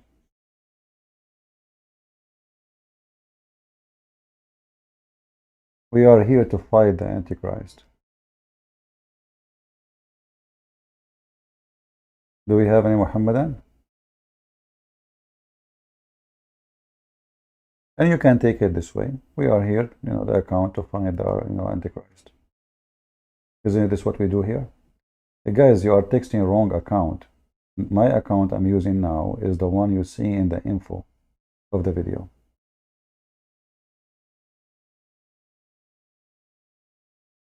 All right.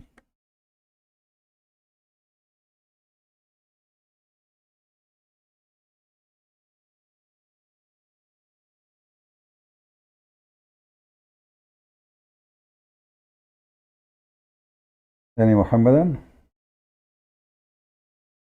How to call you in Skype? My Skype address is in the chat in the info of the video. I find it very silly. Like I never have attention for this. They say to me, "Why you are Arab for Christ 666?" And I'm a Christian prince. I mean, this is something you ask for somebody else. If I am the Antichrist, who is the one who fighting for Christ? People are silly and stupid. Very silly. You texted me in the wrong Skype, obviously. My Skype, the one I'm using, is the one in the info of the video. Nothing else. The one I'm using right now. In the info. Tell us a story about Muhammad. Okay.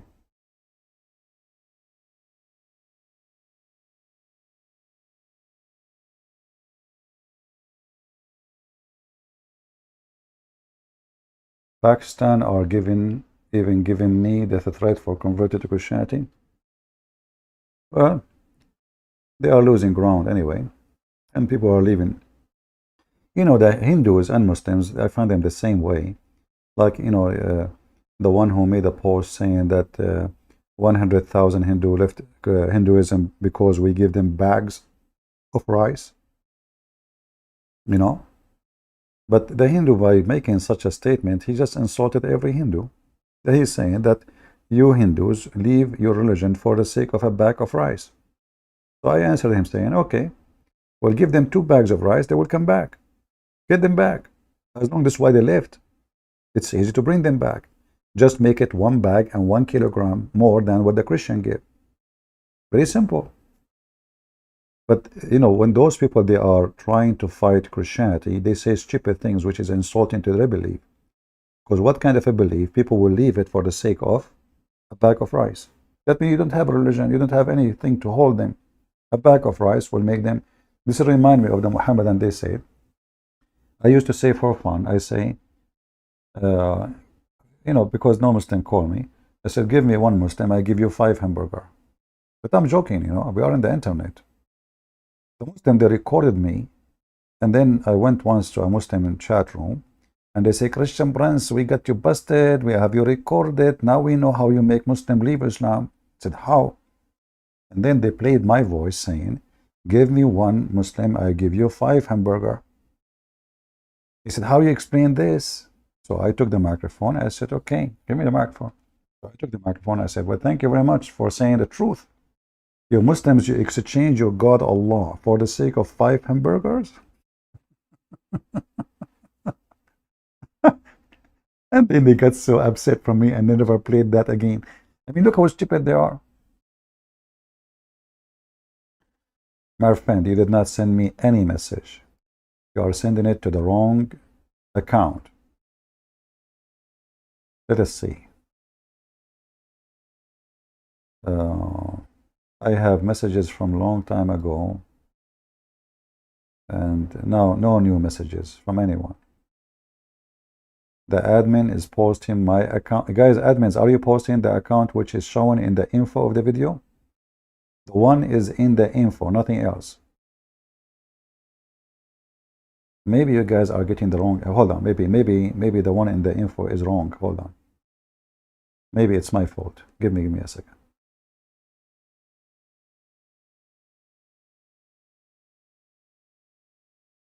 All right. This one should end with B6. B6. Here we go. This is the correct account. Maybe the admin posting, and maybe by mistake I have a wrong. Let us see. Do I have the wrong one in the info? Let me correct it. Oh, yeah, I have wrong one. Sorry, it's my fault. I was wondering. You keep saying you send me. Here we go. We correct it now. All right. So now we have the correct Skype. We apologize for being wrong.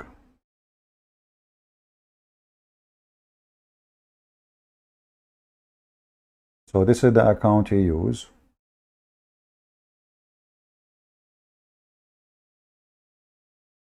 All right. And now I fix it in the info. So even in the info, we have the correct one. Yeah. Yeah, I was wondering why they are saying they text me, but I didn't receive any text. All right.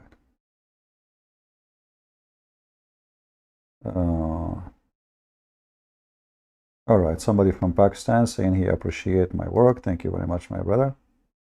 I love Pakistani Christians. We support them. Let us see. Text me only if you like to speak to me, not just to say hi, please. If you don't like to be heard and your voice to be recorded, don't call me. So confirm, text me and tell me I would like to call. Okay, I'm receiving more text from people from Pakistan, no problem.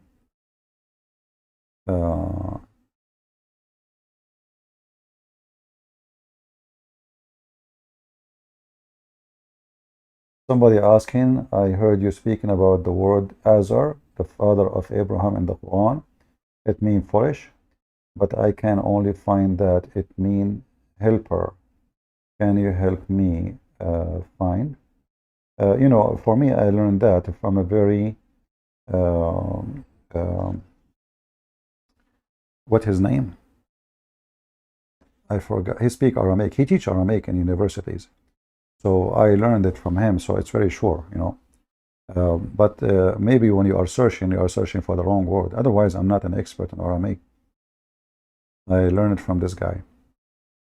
He is a professor, and he teach Aramaic in USA.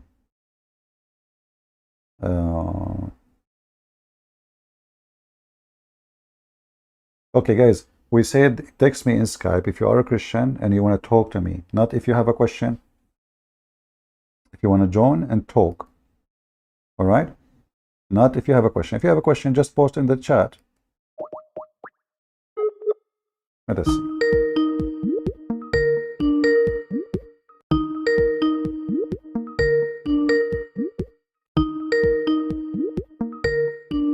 We are calling. Hello? Hello?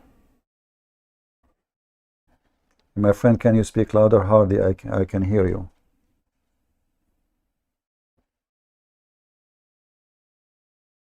I don't know. Let me check. Let me give you a call back. Guys, did you hear him? Did you hear the guy? You heard him? Was his voice coming clear? Let me see.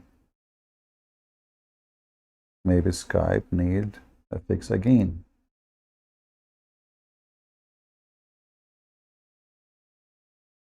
Audio setting. All right, and then the speaker.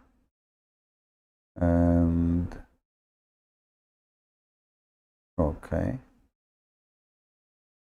So how come I could not hear him? Let me call him back. You did not hear him, right? Yeah, okay, let me see.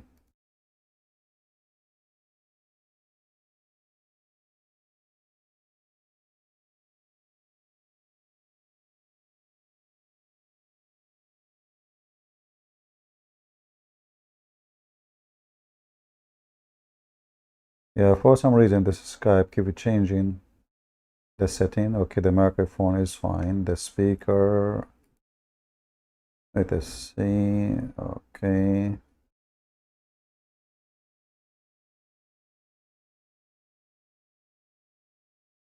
Let us see, test audio.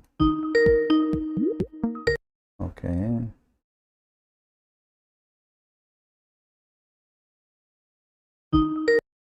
Yeah, the audio is working fine.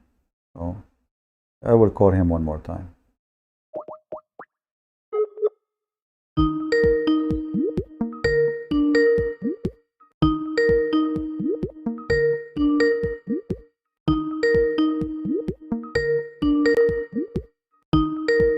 You hear the ring? You hear the ring, right? Hello? Yes. All right, my friend, go ahead.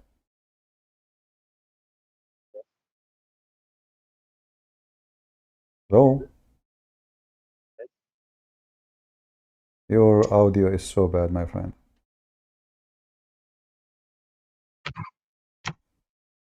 Can you hear me?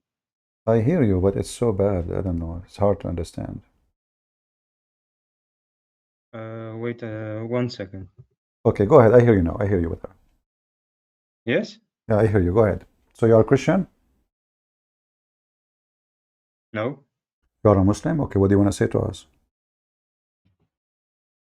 I want to say, if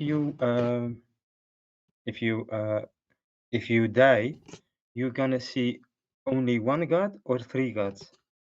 Are you the guy who yesterday called me and he said the F word to me? No? No, okay. So if I die, I will see one God or three God? Yes?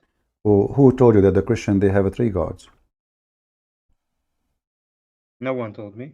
So why you are saying I will see three God? Where you get this from? Because you believe in God, Jesus, and Spirit. So your God is not a spirit, right? But Your you God, believe in Holy Spirit. no problem. Your God is not a spirit, correct? But I ask you something. Yeah, well, you as a person, you have a spirit and you have a flesh. Are you 3%, 2%, or 1%? But you answered my question with a I'm question. answering. No, I'm not asking question. I'm making a statement, which is you, even you as a human being, you have a You're gonna flesh. see Jesus, You or have, you're gonna see the Father or the Spirit. I don't understand. Jesus said, "Whoever saw me, me and his disciple says to him, show us the Father." He said, I'm with you all the time. You do not know me. Yeah. Whoever saw me, he saw the Father. So by seeing Jesus, you see the Father. He said clearly, me and the Father is one. Is Muhammad Allah and Muhammad is one? Okay, but can you open John 17:21? Do you believe in John 17? No, but you believe in John 17. Okay, but John 17 is Yeah. no, I'm asking you about John 17. Did you read John 17 or only John 17, 20, 21? No, I read the whole story.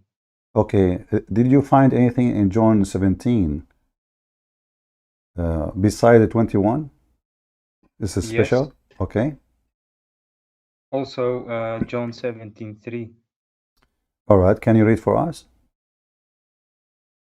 Can you open the screen? I will read it for you. All right, go ahead. I will. I'm just opening. I will put the screen.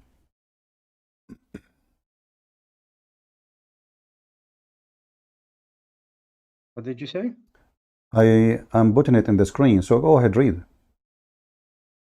Here we go. I don't see it. All right, this is John 17.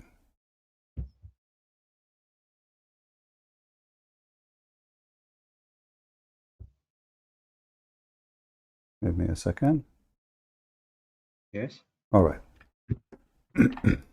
go ahead.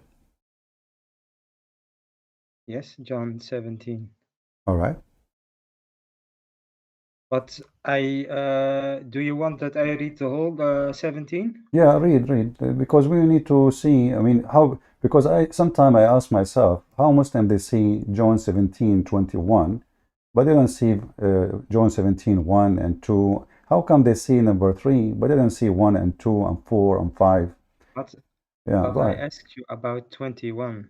John I know, 17. I know. But the question is, how come you jump to 21, but you did not notice that all the verses before refute anything you want to say about 21? What is the problem with the 21? Can you tell me?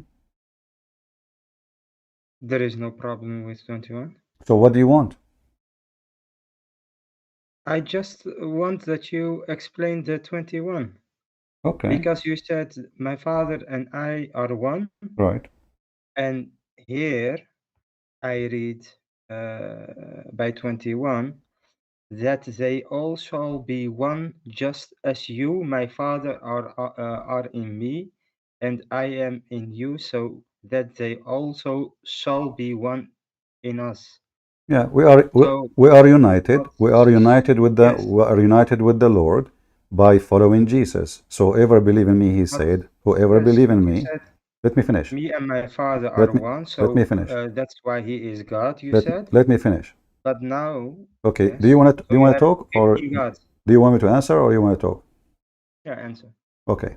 So whoever follow Jesus, he is going to be united with the Messiah. By united with the Messiah, he will be one with the Father too. Very simple. Same time, That hold on, same time. If you go back, this is why I said to you, did you read verse number 1 and 2? If you go verse number 1 and verse number 2, you will see, these things spoke Yeshua, and lifted his eyes to the heaven, and he said, my Father, the hour has can come. we Let me read it? finish. Let me finish. Let me finish. Can we read it? Can we read it together? Yeah, you can read it. It's on the screen. Can you read Glorify it? your Son, that your Yeah. Son may glorify you, just as you have given him the authority over all the flesh. So based on this, who is the one have the power over all the flesh of a human being? The Father, because he gave him the authority. False, because the Father, he gave it already to Jesus. He said a God that asks for glorify is not a God. He was glorifyless. No, the Son is glorifying the Father, and the Father glorifying the Son. If God don't glorify anyone. God glorify only someone is have to be deserve to be glorified. This is God. In Islam, your God, he glorify Muhammad because Muhammad is the God of Allah. Here, God the No, Father glorify the Son, and the Son, the same as the Son glorify you, glorify me. And he said, as you have given me the authority over all the flesh. So who is the one will be the judge in the judgment day? Jesus said. oh yes, the Father will give him the authority to judge Not will over not all give, flesh. he will not give him. He gave him the authority. Yes, I read he will give him the authority. No, that doesn't say You he have will. given him. Doesn't why you are adding words? You see, Muslims, you corrupt the Quran, you corrupt the Bible. Does it say he will? Yeah, It I says he mean will. he is gonna have the authority over all flesh. No, where it says he is going to have. Why you are making things up? No, that's not my purpose. Well, it's in front of you. It says, as you gave him the authority over all the flesh. Where is will? He will give him? Okay, he will give eternal Why you life keep to saying will? Why you keep saying will? the next one is he will give eternal He life will to you. give, the Messiah will give eternal. This is not the Messiah receiving eternal. He will give, the Messiah, because this is in the future. Whoever die and believe in me, he will live. So the Messiah later, he will give eternal life to all who believe in him. So now you Muslims, you lie, you say, nowhere Jesus says he is God, but the chapter you've chosen saying clearly that Jesus is God. Okay, but which translation is this? It doesn't matter which translation you read the Quran. Yeah, but this is a Yeah, very different don't butt translation me. Which because trans? This is Aramaic translation. This is Bashita Holy translation, the most accurate. okay, What translation you I read the King James. what I, translation you accept for the Quran? I read the King James Bible, and it's different. I said the Quran. I said the Quran. What translation the Quran you read? Um, Ibn Kathir or Ibn Kathir there's have a many translation for the Quran? oh, the translations of the Quran. No, I'm saying, Oh, I read you it. accept all the translation of the Quran? No, not all the one. Okay, No, so what is your because objection? How come you have objection of translation of the Quran, but here now you are saying I like this, I don't like that. Either you accept or you don't accept. So now, me and you, do we agree that Jesus is the one who will judge in the judgment day? um, I don't understand your question. Who is the one who will judge people, all mankind, in the day of judgment? You mean from the Christian perspective, From the from verses the you choose for me to read John 17, you forgot? yes, but I think the major Christian people don't read this translation, and Doesn't matter. All translations saying the same. You are just playing games now. I'm asking you. okay, According to any can you show translate, the hold on. No, don't play can this you, game. You see, either you talk I like don't, a, either you can you talk like show a man, either you talk like a man, or you talk like a kid. So I'm asking you, who is the judge in the judgment day, based in any translation of the Bible you have? okay, can you show the translation that I You read and read, all of them say the most same. Christian All of them people say read? this. All of them say the same. No, that's not true. Sorry. Okay, can you read the I translation? disagree with Can you. you read the translation in your hand? The King James Bible? Yes. Okay, read it. Wait. Wait, Uh-huh. 1 second. Mm-hmm. These words sp- spoke Jesus and lifted up Uh-huh. his eyes to heaven and said, Father, the hour is come. Glorify the Son, that thy Son also may glorify thee, as thou hast given him power over all flesh, that he should give eternal life to as many as thou hast given him. Hmm. You And said, hold on. You it you is, said, hold on. You said this is different. How is different? yeah, I, I see by 3 it is really different How because it is they, different? It says, you can said I to me, it explain says or he not? will. Okay, hold on. Just, it says, and this is the life, eternal life, that they might know thee, the only true God, and that Jesus the Christ, whom has you sent. If we go to the previous translation, it says exactly the same. No, It it's says not. exactly the same. Here we go. It's in Oh, front of us. okay. Okay, read it. This is life eternal, that they might know thee, the only true God. Uh, Huh? The uh-huh. only true God is the Father. Okay. So now let us go back to zero. So the game is not But working. So now but who here is the one? Listen, they listen. shall know You you, say or you alone. all of Yeah. this, you are trying just to avoid. Three. Can you Always read? you call me and Yeah. you say the same stupid thing. So let me ask you to the last time. Don't waste my time. Who is the one who will be the judge in the judgment day? Jesus. Okay, thank you. So why you Muslim lie? You say Jesus never claimed to be God. But you don't understand Uh-uh. something. Okay, so the The judge in the judgment day is he has, Jesus. I don't understand. So you, the the Muslim, Father understand. gave him the authority to judge. Doesn't matter. It's This because is what it's I read. Huh? This is what I read. still. Okay, Somebody. okay, listen. uh, Can your God give the authority to Muhammad to be the judge in the judgment day? If he wants, yes. Okay, If but he that wants. mean in order to give him the authority, he have to be a person who knows everything. Nobody can lie to him, correct? But I mean, God can give I'm not asking even about you. God can give or not. I'm saying If I, if I, If Muhammad God, to be the God judge, give if me the Muhammad to be authority to judge. Yeah, but if God give me the authority to judge, that's Abdul, listen, you called me doesn't mean yesterday, you said the F word to me. Today you are quoting like a cat. You deny that it's you. But anyway, it's okay. A boy from Afghanistan, Pakistan. Listen. So your God, he is going to give Muhammad the authority to be a judge. How Muhammad will be able to judge between mankind if he do not know the unseen? yes, that is what I mean. If God wants, he will give him the power to see the unseen, Okay, to give him I'm the going to power go with you now. to But judge. isn't it your stupid prophet says that the Messiah is going to be the judge, absolute, just in the judgment day? I am not a scholar, but I don't care if you are a if scholar or not. You are a scholar in the Bible a second ago. Now you just said everybody heard yeah, you in the saying, Bible, I am a scholar. Yes, everybody heard you saying that yes, Allah can I go give. to No, Christian school. You understand? listen. Yeah. First of all, one of the names of Allah is Al-Adil. Al-Adil. So in order to be judge, you have to have the attribute of God, because you cannot be al-adil, which means the just, unless you are God. So if Allah is sharing his attribute, that means you Muslims are mushrikeen. So look at this religion. The Can you Muslims, be? Can hold you on, don't can you change, be just? hold Can on. you be just or not? No, I cannot. Can you be No, you just or cannot. not? Nobody can be just. No human can be Why not? just. The, Okay, why not? So are you can be saying to me human being can be just? of course, All right. but not If godly. there is a singular human being was just in history. Yeah, the judge is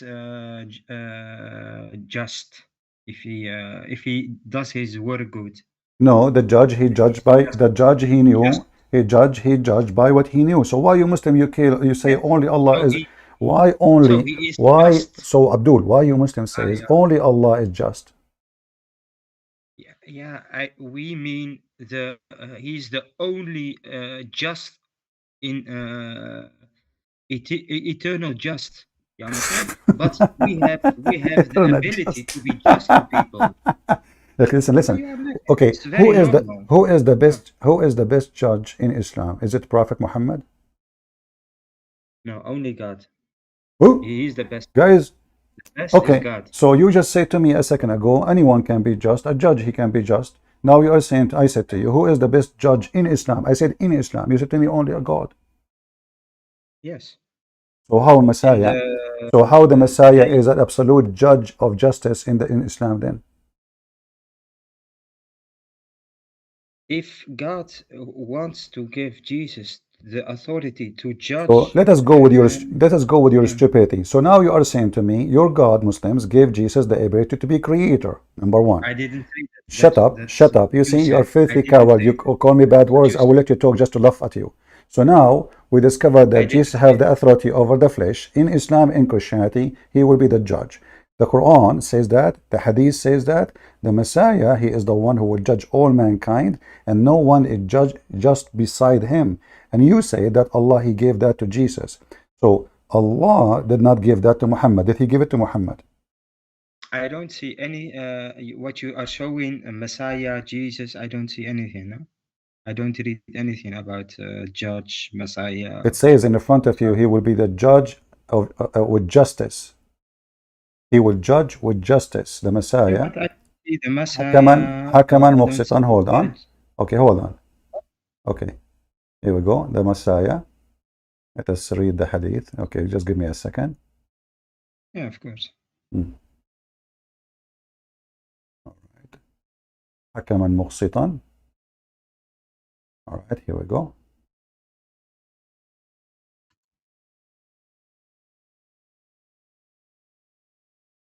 You don't see the just? You don't see justice? Yeah. Can you go left and down? Do you see it or no? The descent of Isa bin Maryam. Yes. How Jesus will judge?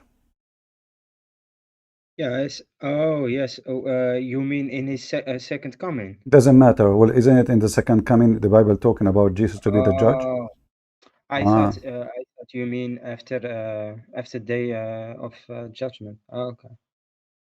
hmm. Yes, he will live 40 years in this world, and he will follow the Sharia of the Prophet No problem. Listen, Muhammad. he will He not will. follow. He will not follow anyone, any Sharia. You are lying. Doesn't say anything about that. There, the Hadith saying Muhammad making false prophecies that Jesus Can you almost coming down. Shut up. show you the hadith? He said in Arabic, liyushikna, almost coming down. Does it say yushikna? فكرة كده what? Does it say the Import word? your Does it say the in, liyushikna? What yushikna mean? I don't know. Mr. I don't know mean almost there. So the Messiah almost coming down, the Messiah almost coming down, Muhammad making a false prophecy, that is number one, because 1400 years before said that and nothing happened yet. Same time, he will be the judge, judging with justice, and nobody can judge with justice save God. Okay, but it is very weird that in 10 minutes I ask you something and we are now by this hadith. Yeah, You because in 10 minutes, you you say each time I ask you you about claim Islam, you say to me, yesterday to the each time, people, listen, each time I listen, ask you you about claimed Islam, you say to me, I do yesterday, not know. Each time I ask you about Islam, you say, I don't know. wait, But suddenly you know you about claimed Christianity. yesterday that Jesus is God because he said in the Bible, I am the Father and I are one. That's what you claimed. Right. And when I said to you, can you read John 17:21? Jesus said there, as we are one, you can be one with us. Yes. That is so. How are you gonna fix The it? unity here, then there's no fixing, there's no Can you fixing. be Look what also I God? showed you. Look what I showed you. That Jesus, who is Yeah, but Jesus, I just want to just shut know. up, shut up, shut up. Let me answer. So I answer you already, but I will repeat again. So Jesus is saying clearly, you will receive authority from me. Isn't it Jesus who gave the authority to Peter and his disciple, go and do miracle? Isn't it in Ibn Kathir says that the Messiah, he sent his disciple and they made miracles around the world. They make the blind see. They heal the So in leper. don't have Shut to up, shut up. Isn't it the don't have to Quran? be Shut up. God to Isn't do it the Quran? miracles. Isn't shut Yeah. up? Isn't it Oh, the Quran says? Listen, isn't it the Quran says that the Messiah sent the three messengers, and the third one of them is Paul, and John, and Peter, and they did them great miracles? Yes or no? not in the hadith. In the Sahih hadith, never. Not in the Sahih hadith. How you know it's not Sahih? That's a different question. Okay, no, this is not a question. I'm asking you how you confirm it's Sahih or not. Who are you? Yeah. Do you know Because how you okay of okay hold it just to show everybody that you are a fraud like your prophet. Do you know even what no. book I'm mentioning? Yeah, maybe a Shia book or something. Ah, Shia book. Ah, okay. No, I did not mention Shia. You are the one who mentioned to me Ibn Kathir. I never read a You hadith, said to me, you said to me, you hadith accept. You said you that accept Ibn we Kathir. read. Did you say you We read. accept? Did you say you accept Ibn Kathir? Ibn Kathir is not a scholar in hadith. I asked you which book you Bukhari, accept. Muslim, I asked you what book you Bukhari, accept. Muslim. Listen, I said to you which book you accept. You said Ibn Kathir. You forgot? Yeah. Okay. Do you accept what Ibn Kathir says about those verses? No. So why you call me then? You Muslims are liars, bunch of liars. Ibn Kathir Yeah. himself is a liar. No. Ibn Kathir was a historian, so So why you call him a scholar then? So who is the one not historian? Isn't your prophet historian he's an too? expert in tafsir, but So listen. Okay, hold on. he didn't. Listen. So Ibn Kathir now is a scumbag. Can you say that? Of course not. Alhamdulillah, he is Muslim and he will be in So why he is? So why he is lying inshallah in then? So heaven. why he is lying? He did Why he is lying then? he did a great job for the ummah. Okay, so did he great job when he said Paul is the messenger of Jesus? I don't know. He's a human and he can Oh, make he's a faults. human. You are not a So human? Is your prophet a yes, human? yes, he is also So a you human. Muhammad, and when you want Ibn Kathir is a Like scumbag. When Jesus. you want Muhammad, when you want Ibn Kathir, he great service to the Ummah. So when Ibn Kathir he said that Paul was sent by the Messiah and they did miracle, and John and Peter, who is the one who gave Ibn Kathir the authority to say such a statement, and he is a great service to the Ummah. Can you show me about what you said? Before I show you, can you tell me who is the one who gave him the authority to say such a thing? I don't know. Mister, you don't know. How many time you call me, and each time I get your You ass give me busted, you say to me, I do not know. listen. You gave me very, very difficult questions. I'm not giving you And the question. You see, you Muslims are expert in the Bible, but the second we ask you about your stupid Quran, you have no idea. you don't give me a question about the Quran. You gave me a I question ask you, about okay, who is, okay, I Ibn would, Kathir listen, okay, here we go. Okay, that he hold on, claimed. shut up, potato. Give me the names of the three messengers mentioned in chapter 36, verse number 14. Do there are no how do you say that, names in the Quran So let about me the make it clear. companions? So the Quran never said names. So where Ibn Kathir he got the names from? Is he fabricating? Maybe he thought. I don't know. Maybe he did. Maybe Okay, he don't did. call me again, son of Muta. You say the F word to me yesterday. I gave you a chance to be spanked and put you under my feet like your prophet. Filthy coward. He did not know. When they want to escape an embarrassment, he did not know. Maybe he got it from here. Maybe he bought it from the flea market. I do not know. So Jesus can send messengers and they can perform miracles. Who is the one who gave Jesus the authority to do that? Allah. How a messenger can make you a messenger? How a messenger can make you have miracles? And why the Quran saying we sinned if Allah is not Jesus? And then we find that the one who sent them is Jesus. And this exists in all tafsir. Not only Ibn Kathir, son of Mut'ah. Refutation for you, you know. The second you ask them a question, embarrassing, they say, I do not know. You are giving me difficult question. But he knew about the Bible. He's expert with the Bible. How come Jesus says, so they will be one with you? Because of Jesus.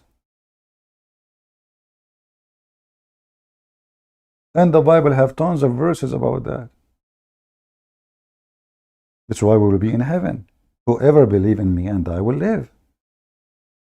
What is the promise? The promise is you will be united with the Messiah in heaven. Doesn't mean we will be one person as a person, but we will be, this is why we are called children of God. So the Messiah is an absolute just and justice, and he will judge all mankind. And Muhammad, he confirmed that in the stupid hadith. And then the Muslim, they try to solve it. Well, Allah gave him the permission, but look at this person, his name is Isa. He's been given permission to be creator. He's been given permission to tell you what you hide in your houses, which nobody knows save God. When the Muhammadan, they accuse Muhammad that he stole an underwear, how come Allah could not tell them who took it? If we go in the Quran, we will find this. The Muhammadan accusing Muhammad is stealing the laundry. He took a red underwear from the laundry, which is a theft, from the booty. What Allah said to them? It's not Muhammad who took it. Obviously, Allah cannot be God, because if Allah is God, He will tell them who took it. The same Quran confirmed that Jesus can tell you what you hide in your houses. The Muslim will say to you, well, Allah gave him the permission. Can Allah give a permission to Allah to find who took the underwear, which Muhammad been accused to take it? If we ask Jesus, He will tell us. He will say Muhammad, obviously, because this verse confirmed that the one who took the underwear is Muhammad. Why? Because he did not dare to accuse anyone else. He is the one, he's guilty. He knew it's him. Allah is God. How come Allah, He made a verse to refute those who accuse Aisha that she stepped around, and He waited more than a month, but He could not make a verse to confirm who took the underwear? So Jesus knew the future. Oh, Allah gave him that. Jesus can resurrect people from death. Oh, Allah gave him that. Jesus can heal the leper. Allah gave him that. Jesus can make the blind see. Allah gave him that. Jesus will be coming back. He's alive now. Allah gave him that. Jesus will be just in the judge. Allah gave him that. What Allah gave to Muhammad? Short penis. Muhammad, he said, I was the most weak person between all mankind in sex. And then I invoked my God Allah, and He sent me a dish of shish kebab, and I got the power of 40 men. So even your God could not fix the penis of Muhammad, which is very simple. A little bill of a Viagra can fix it. He sent him a dish of shish kebab, sent by the angel Jibreel. What kind of God this God is? He fixed the illness of Muhammad by a dish? Did Jesus give the guy who cannot see a dish? He ate it, he can see. Did Jesus say to the guy who cannot walk, hey, eat this 3 times a day? Your God is not God. So the Muhammadan, they have a fake, filthy man. His name is Muhammad Qatham, the hyena semen. He tried to strip Jesus from all his miracle and his glory, saying Allah gave him, Allah told him, Allah sent him, Allah. But then we found Muhammad here giving nothing. The Quran confirmed that Muhammad have 0 miracle.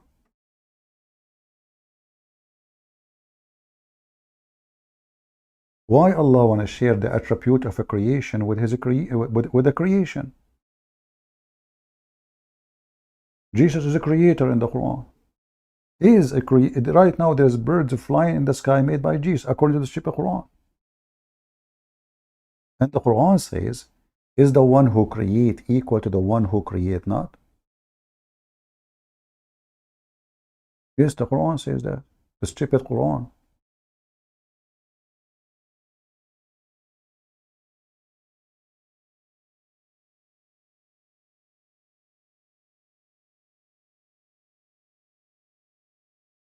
The one who create is not equal to the one who create not. And Jesus is the creator. He is the creator.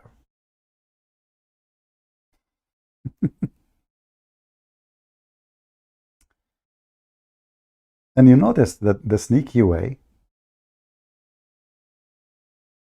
by escaping the embarrassment by saying, I do not know. That's it. Change topic. Do you see how easy? I do not know. Okay, who is the ones? Who is the one, the 3 messengers? I didn't know. Move on. The Quran says, أَفَمَنْ يَخْلُقْ كَمَنْ لَا يَخْلُقْ?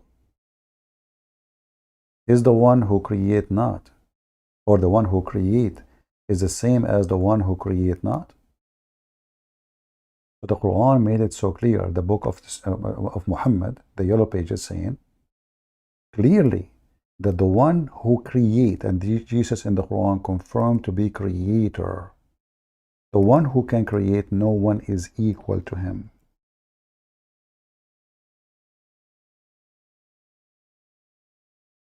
Who confirmed that? The Quran. Do you see it? So either we take what the Quran is saying seriously, and then Jesus is equal to nobody, even to Allah, because Allah cannot create. There's no proof Allah can create. The Quran says Allah create, but there's no proof. But they will have a proof against you from your book that Jesus create. So is then he who creates like the one who creates not? Who said that?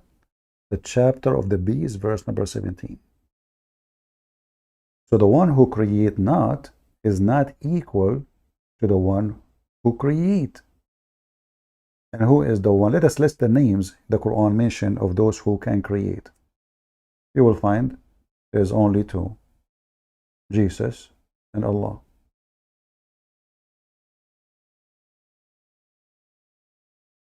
Are we following? But this guy is a great example of how sneaky they are. First, he denied that he called me yesterday, and he said the F word to me, and he want to do boom boom to me, supposedly. He's a homosexual, like he's a prophet. They deny they call me, they lie, and now supposedly he have some information is going to put the Christians in trouble. How you can be one with God?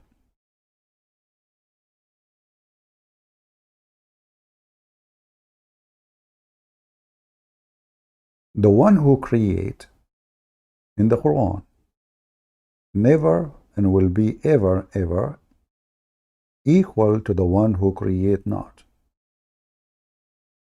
And the Quran saying the one who don't understand that, there are a bunch of donkeys. Chapter 16, verse number 17. And as long we confirm that Jesus is a creator in the Quran, and according to the Muslims, Allah is a creator, so that means Jesus, according to the Quran, is equal to Allah. Because who is the one equal to the one who create? Are you with me, people? Who is the one is equal to the one who create? Nobody except the one who can create.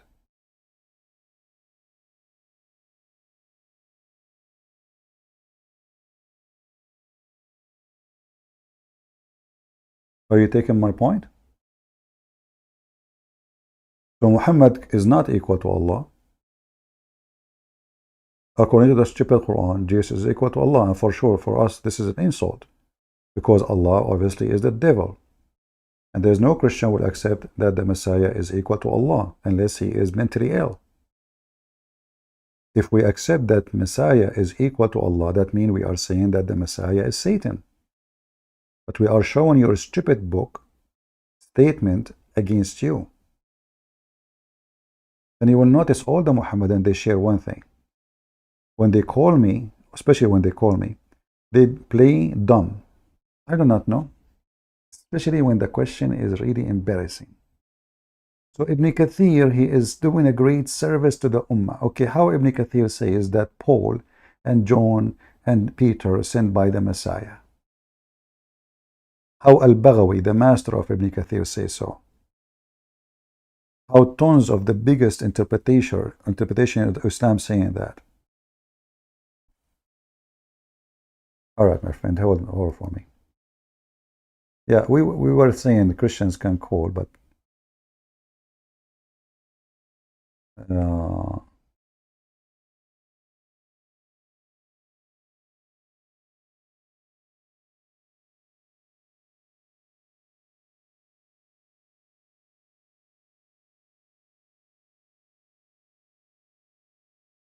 just call me. Okay.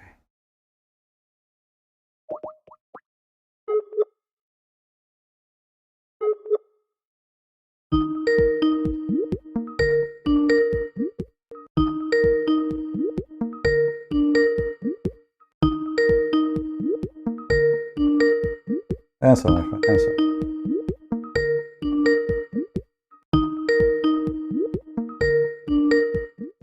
Okay, let us mute the speaker until he answers.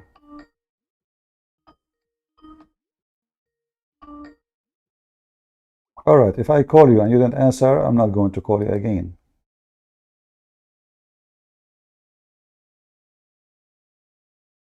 All right.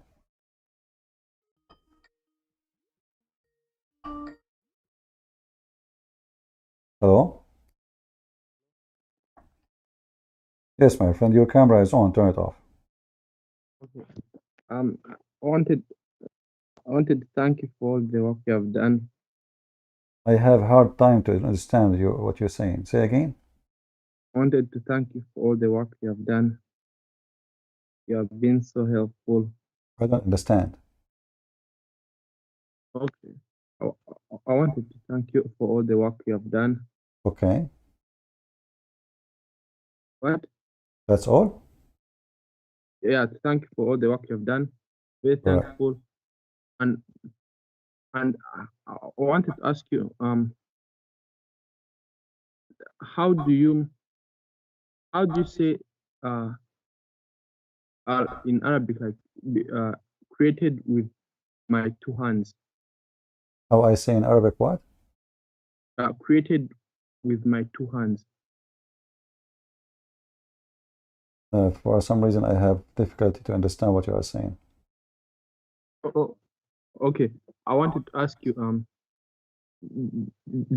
I wanted to ask you, how do you say with what I've created with my two hands? Guys, anyone understand what he said? Can you type for me your question in Skype? Okay. How do you say with what I've created with my two hands? Type it for me. Just type it in Skype.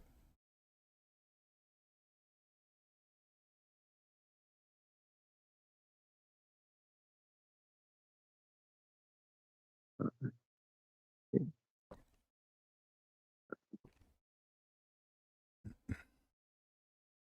Created. What I created with my two hands? Yeah, that's it. You mean in the Quran?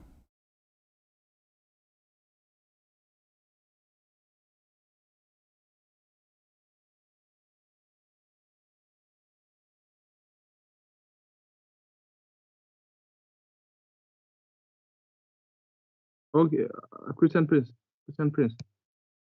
Yeah? Christian, I have a sheikh. I have a sheikh who wants to talk. Who wants to talk to you? All He's right, he from is there. He is there? no. He's from Africa. Okay, I mean he is with you now? Uh, no, not right now. But I have his Skype number. Okay, let him call me anytime. No problem. Anytime I am live on air, he can call me. I would like you to call him. He goes and debates Christians and on the Give road. me his Skype. I will call him right now. And All right? okay. All right, my friend. And you can ask me the question by texting, so I can, understand what you are saying. Sorry, I could not understand really much of your question. All right? Okay. All right. Thank you. Thank you. I'm going to paste it and send it to you. Yeah, still I have difficulty to understand what you are saying. Anyway, thank you, my friend. Sorry, I have a very hard time to understand what you're saying. This is his number, the sheikh. Okay, let me search him then.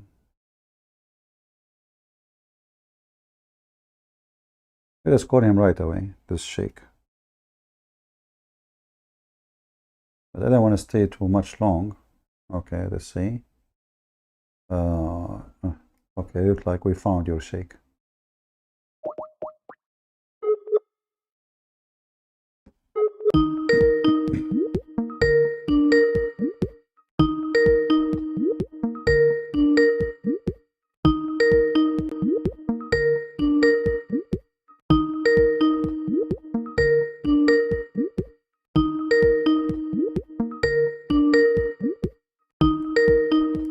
We are calling the sheikh. gave me his account. How to say created him with my two hands? Very easy, you know. خلقتك بيدي. بيدي.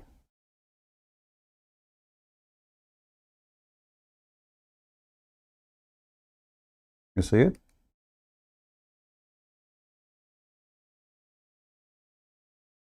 Some translation they say my hands, but the accurate is my two hands.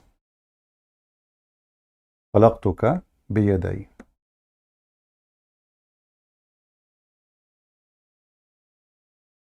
Chapter 38, verse number 75. Let us see if there is another caller.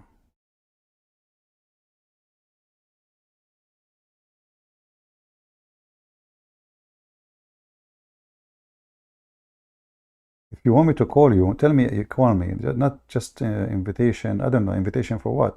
I'm not interested to add people in my Skype. If you would like me to call you, tell me, call me, please. All right.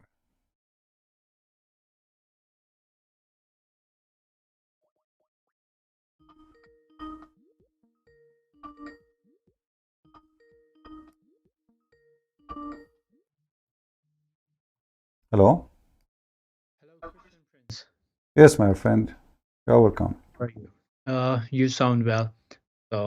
Just wanted to thank you. I tried to call you earlier, but you were busy. I have one problem. All your streams are very addictive. That's the only problem I have. That's easy. You know, just watch, read hadith about how to solve any problem. They eat nagla seed. If you eat nagla seed, it can solve any problem you have in your life. Yeah. Yeah. Well, I'm Christian from Pakistan. All I right. really appreciate for work you do. I recently got introduced with your streams, and it's really good. And I can't stop listening to them.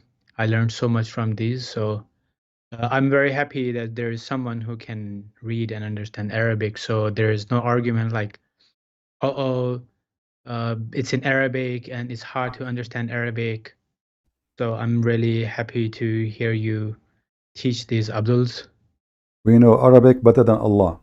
The Quran is a very broken, stupid Arabic, and this is why the Muslims themselves they could not understand it, even those who speak Arabic. But even the stupid Quran confirmed that the best people to ask is the Christians. The Quran says so. In fact, all the Arab poetry mentioned in Arabia, written the 7 greatest poetry ever, 7 of them written by Arab Christians. 7. Wow. Yeah. Well, And we have a real poetry, not like the stupid Quran. I saw someone, he was so fat, he was lying like a rat, and he gave me, he stole from me my hat. This is not a poetry. This is just somebody trying to make a rap, and this is why verses doesn't even make sense. You know, he is following just the tone, trying to make something, a book, but it's so stupid. It doesn't make any sense, and there's no connection between the verse before it and the verse after it. As an example, just to give you an example, as long as you are from Pakistan and I stand here with every Christian brother and sister from Pakistan, we love you. And we are willing to die for you, my friend. thank you so much. Thank you so much. You see in the Quran, as an example, Muhammad, he said, he stuck with certain letters, you know, which is a kid he can do. How many heaven Muslim they have? If you ask the Muslims, he will say to you, heaven, what, heaven. The fact, no. The Muslim believe that each one of them, he will have 2 heaven. But why, how the heaven became 2 heaven? Because simply, Muhammad is trying to make a rab. So the Jannah became Jannatan. Why? Because in a certain point, Muhammad, he have to add the word, the alif an, to make a rab, fit. So the word heaven became Jannatan. The word fountain became 2 fountains. Everything became 2. So Muhammad is just a fool. He's trying to make a book sound like poetry, but it's not poetry. It's called in Arabic saja, but he made it in a very lame way, broken way. And that's why the Arab, they were not convinced with his Quran, and they were laughing at it. And the Quran says, if you can make a book like this, well, I challenge you. But the Arab, they says, if we want to do a book like this, we can. This is very silly. We have a great poetry. We do not need such a stupid book. And here we see, as an example, how Muhammad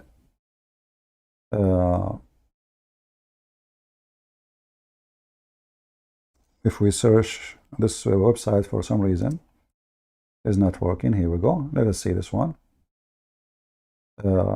Muhammad always he speak about silver and gold and heaven, and the heaven is very funny, and the one heaven became two heaven.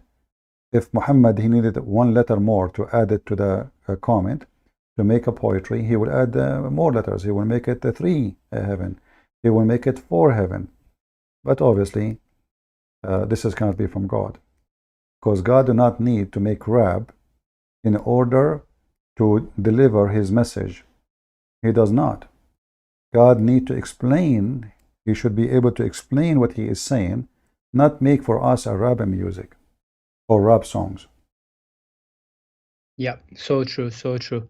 And also, I want to thank everyone who is raising the issue of Pakistan right now, because recently what happened with the Quran issue in Sweden, I think it was very important for everyone to know what exactly is happening in Pakistan, like what Muslims are doing. So I'm thankful for everyone who's raising this issue.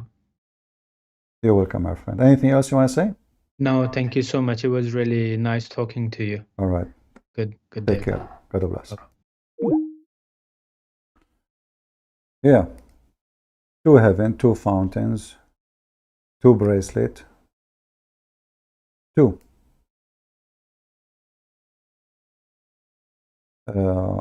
Like actually, if you type this in the Quran search engine, you will find suddenly he's speaking about the number 2 all over the place. تكذبان.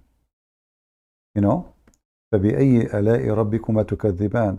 So he speak to 2 people in the same time, and he repeat the same thing all over in the Quran. But it doesn't make any sense. I mean, even if you want to say a sentence, say it once. Why he's repeating all over?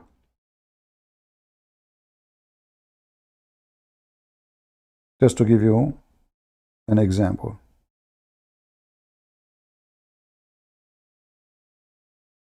He could not make a basic rap, which any street boy in New York can do. He tried to make something, but it's very stupid and very funny and very dummy. Look how many times he repeats the same phrase. Let us go here.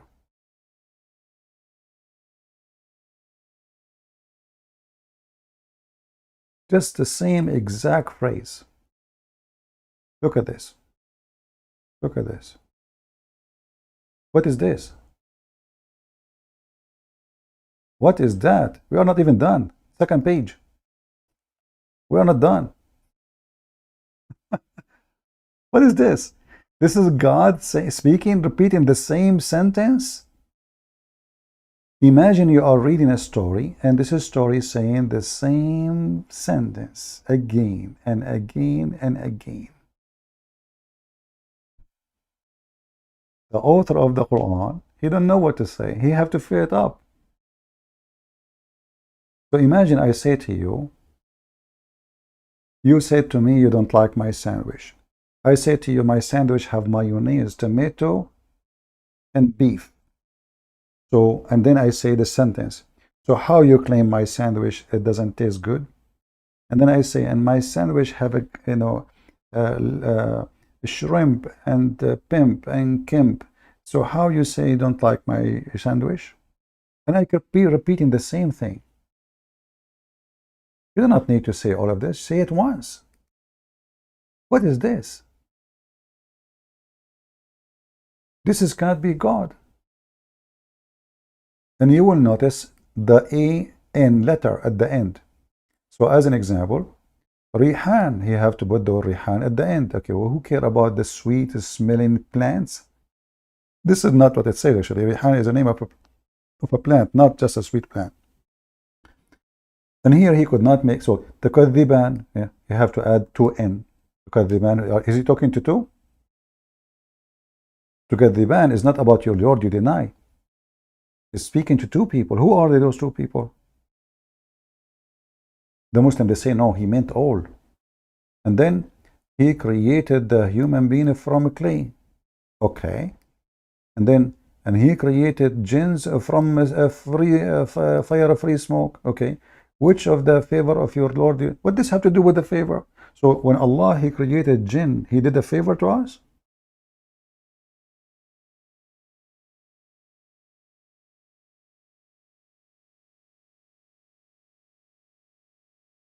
The Lord of the two east and the two west, where are those two east and two west?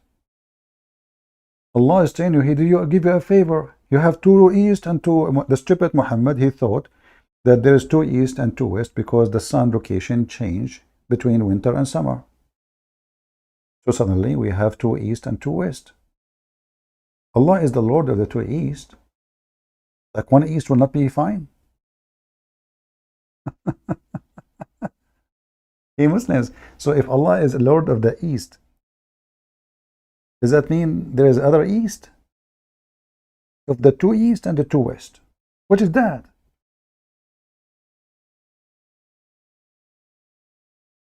And how you deny the favor of your Lord, huh? He is the Lord of the two east. And then he says, the stupid Muhammadi continues saying, he made two seas, not body of water, Marjul Bahrain. You know the word Bahrain, the country called Bahrain? Why? Because supposedly it meets with two seas, according to the understanding at that time. And this can be found in the legend of the Gilgamesh, if you know the story. Gilgamesh. So Gilgamesh go to find the fountain of youth, and later we will find the fountain of youth in Muhammad's story. Al-Bahrain. So here he led the two seas. If you change the translator or translation, let us change it. Yusuf Ali. It shows another donkey.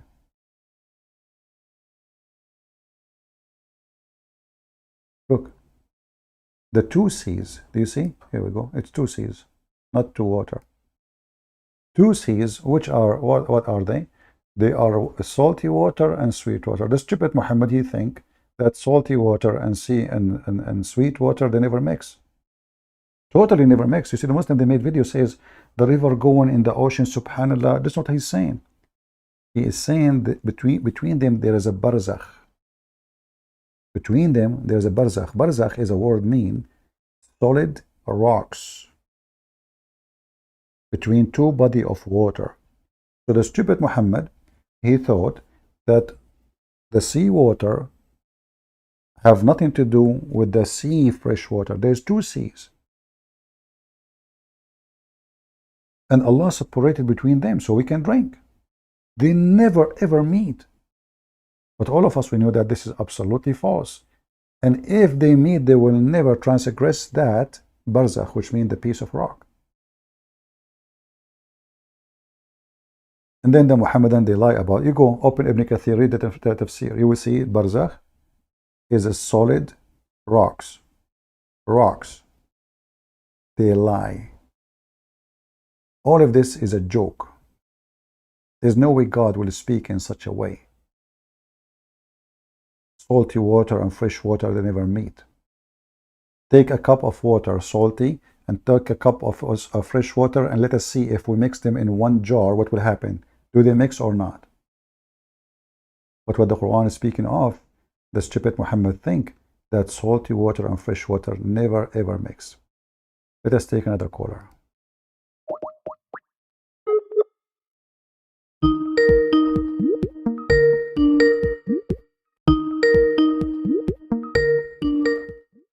I will lower the sound of the speaker until the answer so it doesn't bother you.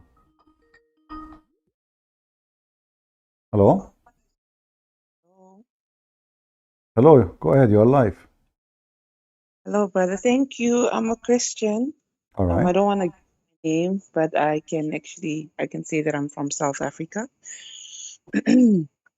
So I'm very glad that I got an opportunity to call as a Christian, because many times when you come on live, my time it's maybe 2 a.m., 3 a.m., and then when I watch it at 8 a.m., I'm just like, oh, he thinks that maybe Christians don't want to call.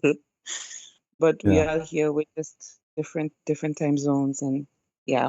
Well, I'm trying to change time so we can have people from around the world to join us, and that's why we are Yeah. doing it in this time now. Yeah. No, I'm thankful. I was actually not even able to sleep. So when I logged on YouTube, I saw you online. I was quite happy. So yeah. All right. Well, Um, I'm happy to have you. Do you have anything you want to share? yeah, I've not it's not so recent, but I saw this and it was on my mind because there are many times when you talk about it. I saw there was a protest of Muslims in the UK. They were protesting about bringing Sharia into the UK. Hmm. And I was laughing when I saw that headline. I laughed even more when I saw that they were actually protesting. And I was asking myself, you come from the Middle Eastern countries, of let's say from the Southeast Asian countries, and you come to the land of the kuffar to bring your Sharia that you were running away from. Why are you? And then you come and then you call the people in the land that you are coming on to kuffars. What's not great about your country that you can't do that in the country where Sharia is accepted, it is being done every day. So what is the difference? So Sister, the Muslims, they don't have a single country practice Sharia except Taliban.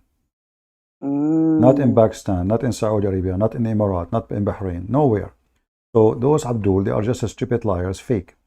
Because mm, if you could not accomplish Sharia law to be practiced in your Islamic majority country, how you can exactly. do it in a country which you are minority? Yeah, And who is the exactly. one stopping you from establishing Sharia law in Pakistan or Yeah, or exactly. even in Iran? You go and see go right now and see any video made in Iran about people walking in the street. Nobody wear hijab, nobody want hijab, nobody want to go to pray. Go right now and search for nightlife in Saudi Arabia. Nightclub, disco, parties, everything. So who is the one? When the last time we saw a Muslim country is cutting the hand of a thief? When the last time we saw a Muslim country stoning women to death for adultery? When the last Yeah, time we saw a Muslim country forcing Christians to pay jizya? They cannot practice those things. So Islam does not exist. yeah. Remember, Islam without Sharia is not a religion. Mm, Yeah. mm. And So I they and are. I agree because Go ahead. no, I agree because so I've been listening to you since 2019, and um so this time where I'm working, there was a colleague who I met, and he's from Iran. So there was this one time we were talking about it, and he was bashing, when someone is trying to low grade, try to bash the Crusades and whatnot. Mm-hmm. And I was telling him that his perception or his education or the curriculum that they gave him about the Crusade is one-sided. It is not actual history. And then I was also talking to him about the hadiths and what the Quran says about this. And then I also talked about, and I asked him, I was like, isn't Iran following Sharia law? He's like, what's that? I asked him again, I said, you don't know what Sharia law is? He's like, no. And I was shocked because I'm like, he's a practicing Muslim. He's from Iran, but he's Shia. I asked him if he's Shia Muslim because I know that Iran is majority Shia. And he said, yes, I'm Shia Muslim. But the whole thing about Sharia, he didn't know. And it caught me off guard because I didn't want to speak to someone who's ignorant about his religion in a sense like that. Yeah, they are expert in history and expert about the Bible, but the second you ask them about their stupid religion, About their religion, they, yeah. they, they play Yeah. dumb. He knew. You see, the reason he did not say he knew, because he didn't want to open the topic which he cannot refute.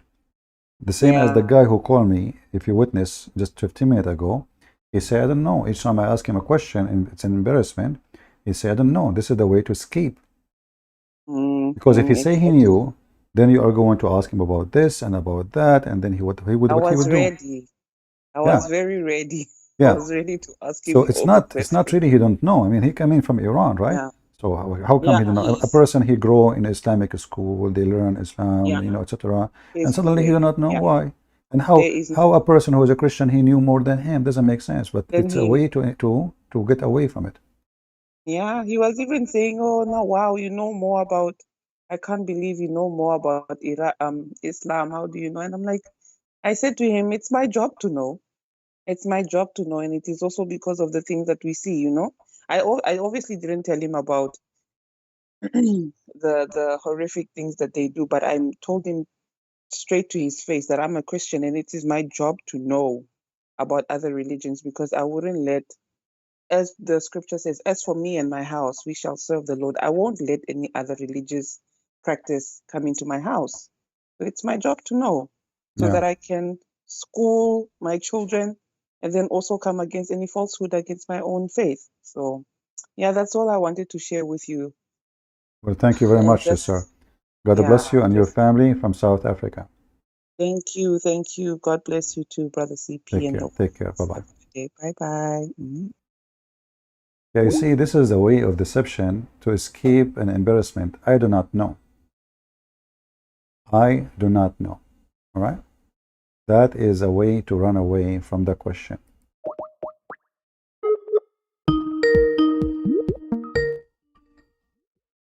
I cannot stay here for long, guys. It's getting late for me. But I will take some calls. Hello? Hey, my friend, you are live on air. You are a Christian? Hey, how you doing, CP? Yes, All obviously. right. What do you want to say to us?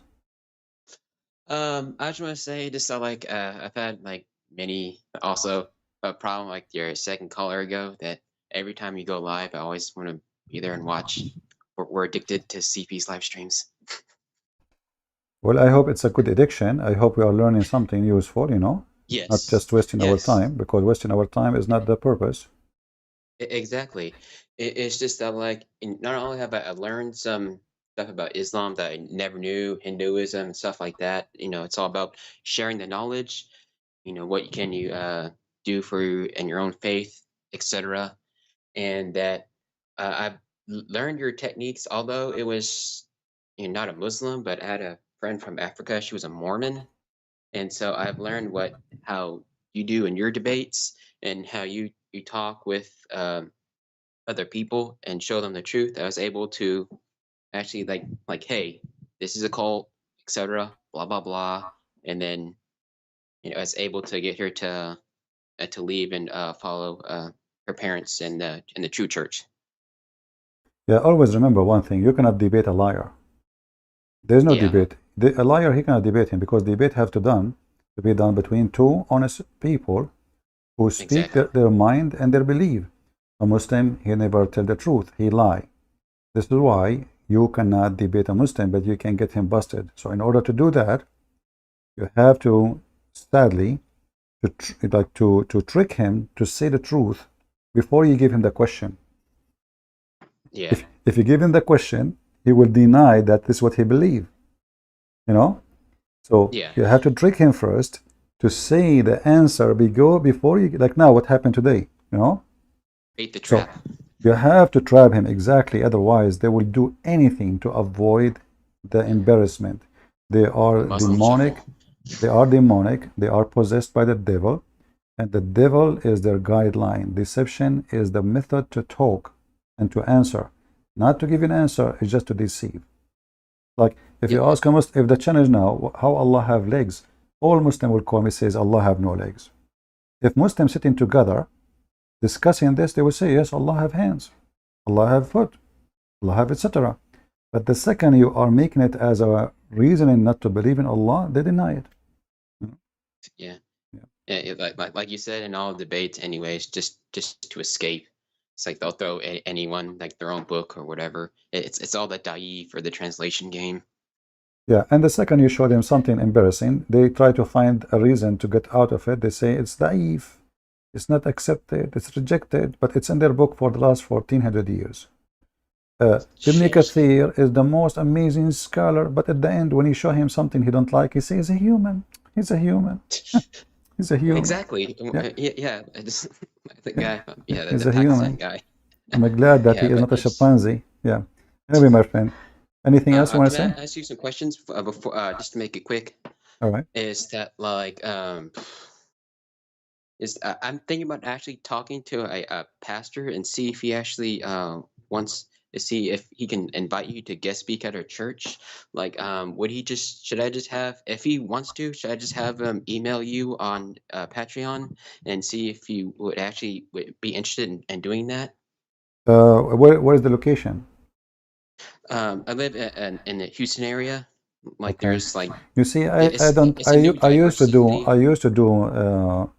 seminars, and last seminar I did, it was in Texas. It was a big church, Nice. but I did not do it no more because now I go live on air. I have 1,000 something people listening. It's a lot easier, cheaper, no need to fly, airplane, cost the church, cost me, you know what I mean? So if they Oh want, yeah, it just if like they want, I I was can saying do a that seminar for them. I can do a seminar for them specifically for the church. If they want, we can make it even close to the church without me going there.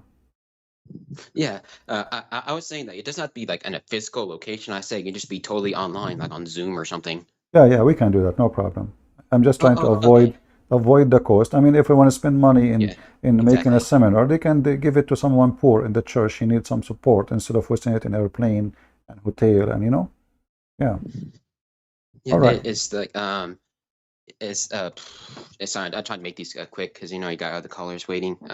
It's like, have you you made a comment like this before on one of your live streams? Is that, have you actually thought about not only just like Muslims but also going, talking about like with Hindus and atheists and stuff like that? Because you've personally inspired that I also kind of want to do what you're doing, but with the You see, atheists. I don't know much about Hinduism, and that make my mission limited to Islam because it's not smart to go and debate people who do not know much about them, So Yeah.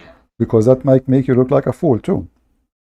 So Yeah. I know some basic things about Hinduism, which is make Hinduism so stupid. However, I prefer to focus in Islam because those are the one who claim that they have the true religion, and they are challenging the Christians everywhere. And I will leave speaking about Hinduism for people who they are born in India, they knew exactly what the Hindu believe, etc. Better than me. What I do is just Okay. basic. Yeah.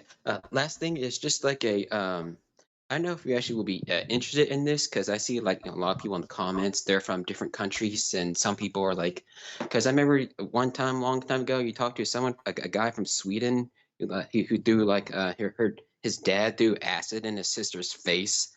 Yeah, You remember that? yeah. Is this like, because there are some people in the chat volunteering to actually talk with them. Had you ever thought about actually, they have to show that they're trustworthy, they're not just fake, because that'll be stupid. But have you actually thought about actually getting some sort of like network together for any people Yeah, living in but different countries? It's like, the problem, this is internet, and I cannot recommend anyone to anyone because how you trust people, it's internet. Muslims are following the demon, and they can pretend to be Christians, and they can even insult Muhammad in order to get into your pocket. So we trust nobody, and I cannot oh, recommend anyone. Yeah. all right. I'm sorry about that, but well, thank you for calling, CP. I really also will keep on joining and keep on spreading the message. Once I go to the Philippines on a mission trip, I'll definitely talk about them once I guest speaking at a church. I I'll did bring up. seminars. I did seminars in the Philippines. I spoke in the front of at that time it was Senator Catayano. He was the foreign minister of the Philippines. Nice. I spoke in the front of congressmen. I spoke. I met the founder of the Constitution of the Philippines. I met the vice senator president. I met even the president's spokesman. Yeah, I have a lot of activities in the Philippines, and I have a connection with very, very powerful leaders in the Philippines. And actually, they advised me even in the peace agreement between the South of the Philippines and the government. Yeah, So I was part of the give them advice what to accept, what not to accept. exactly. Nice. Anyway, my friend, Well, anything else? thank you, CP, and yeah, I'll always be praying for you, and I keep up your good work, brother. Thank you, thank You're an you, inspiration. thank you. God bless. Take care. You too, brother. I will try to take a few calls more. Okay.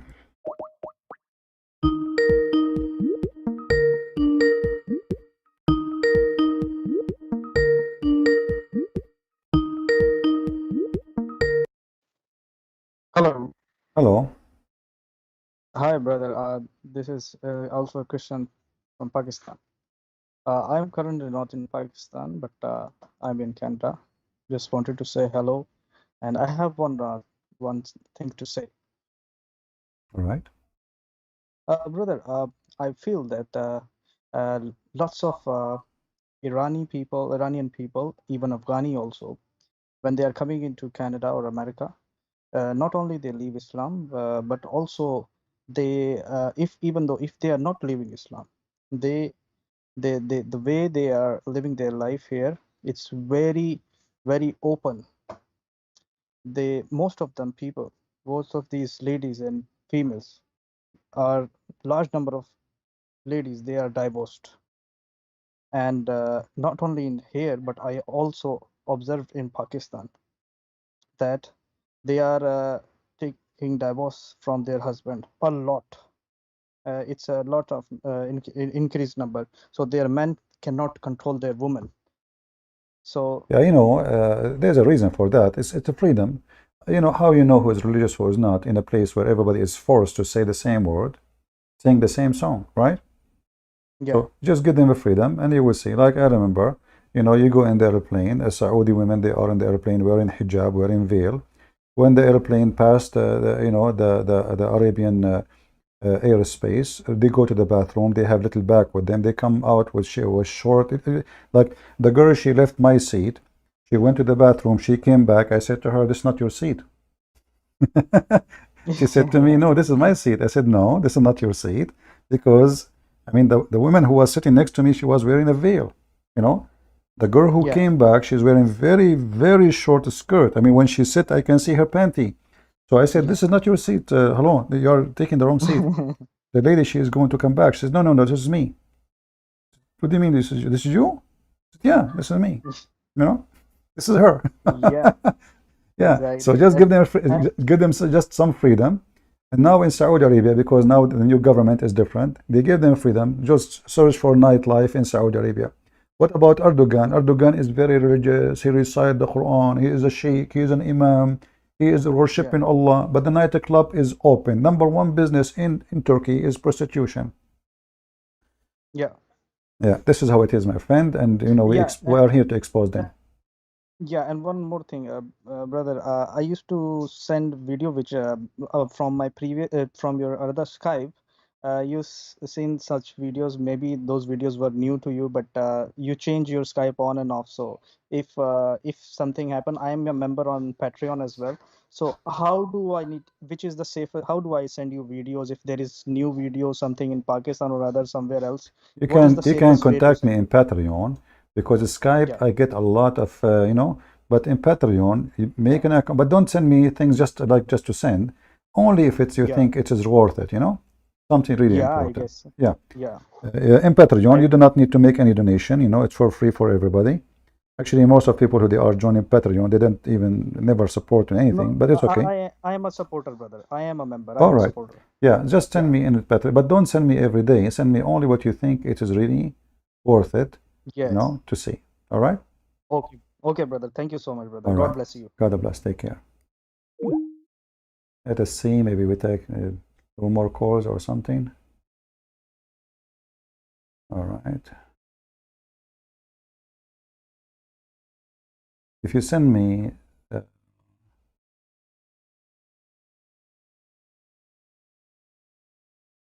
okay. A Muslim friend think I'm nothing but liar. Okay, let him call me. You do not need to say I'm a liar. You need to prove it. So let us see this person here. If I want to use in my browser.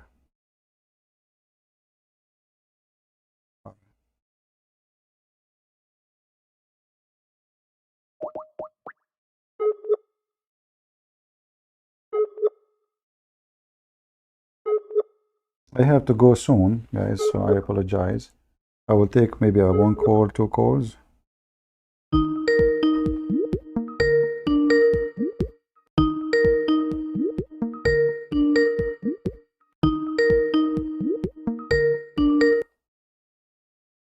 Hello? Hello. Yes, my friend, you are live on air. Go ahead. Yes, thanks CP for accepting my call. So actually I have a thing and 2 questions actually. Is it okay? All right. Okay, so actually first I want to share about what's happening in my country. So actually in my country we have terms conservative and liberal or moderate Muslims. And for me, and you know Which those country? terms Which country is yours? Indonesia. Okay. So actually the people who campaign those terms are even Muslims, moderate Muslims. So actually, I thought personally that those terms are actually problematic because if the conservative is good, then why do you even need liberals or moderates? There's And nothing. There's nothing. It's called moderate Muslims. All Muslims are the same. Either you are a Muslim or you are not. A moderate Muslim is just a lie. If there is a moderate Christian, I don't know because I think if the conservative Christians are good, right? So if the conservative, well, I think it's a trouble because if the conservative Muslims are good, so why do you need moderates?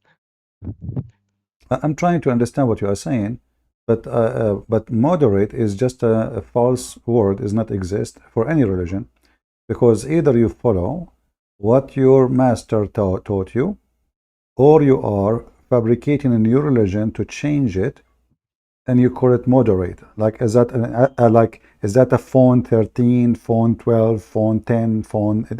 This is about God. There's no phone 10 and phone. Either you take it or leave it.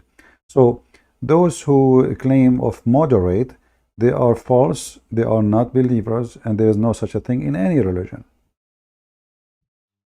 As long you have a scriptures, as long you have something called the scriptures, and this is scriptures written long time ago, how you can say moderate? Do you have a new scriptures? If you receive a new scriptures, then you cannot even say the word moderate, because now you are following new scriptures. So we as a Christians and the Muslims and anyone, as long he have a scripture supposedly exists from long time ago, there's no new scriptures. So how moderate will be? Moderate is just a lie to cover the purpose of deception, to say I don't follow those things, I am a moderate, I'm better. Yeah, because I And saw that if you can make your question written to me, that will be better, because I have hard time to understand what you are saying, by the way. okay. All right. Yeah, I have questions about actually I saw I think a few months ago, I think or a long time ago, about explaining about the Muhammad regards to Aisha, and that the video I saw explaining that Sahih has several levels. Is that true, or is it just a thing made up? My friend, I apologize. I really have hard time to understand you. Give me the question in text, and I will answer you. Okay, CP. All right. So I apologize. Your accent is very hard for me to understand. shall I text it on Skype or on Yeah, WhatsApp? you can text me in Skype, no problem. Thank you. Okay. All right. Thank you, CP. Bye-bye. Now, you notice in the chat, there's a guy, his name is Palestine. But the funny is, that Palestine word does not exist in the Quran. So why in the world a Muslim call himself Palestine when his God himself never remember it, never mention it, never have it, never knew about it? How someone call himself Palestine when the Quran says that Allah, he gave the Holy Land to the Jews? And by the way, this is additional proof that Allah is a fraud. Muhammad never thought that this land will become a Muslim land.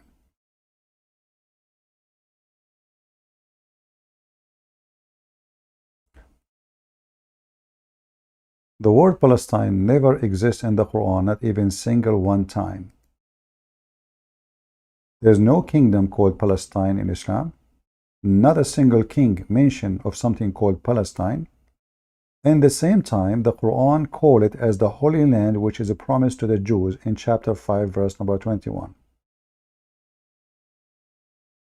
I remember I was doing a seminar, and it was in a city called Cagayan de Oro. And the Abdul, he stood up and he says, but I heard that you support the Zionism. You support the Zionism. How you can support the Zionism? They are killing the Palestinian. So I said to him, so you are not supporting Zionism?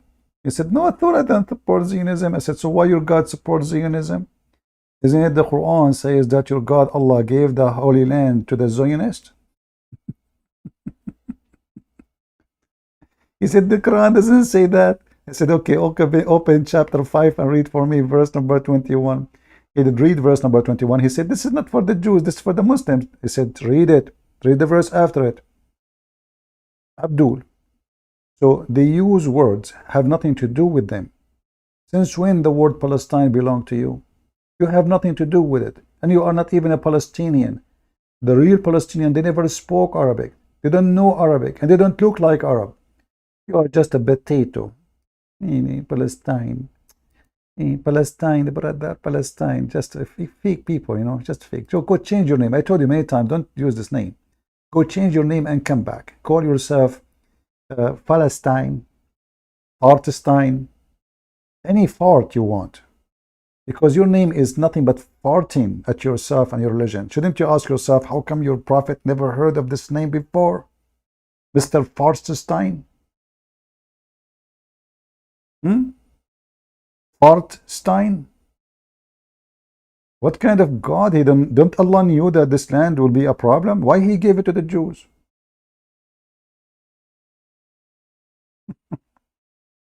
Obviously, Allah do not know. Why you blocked me? Who is this guy? I blocked him. I blocked him, but he can't text me.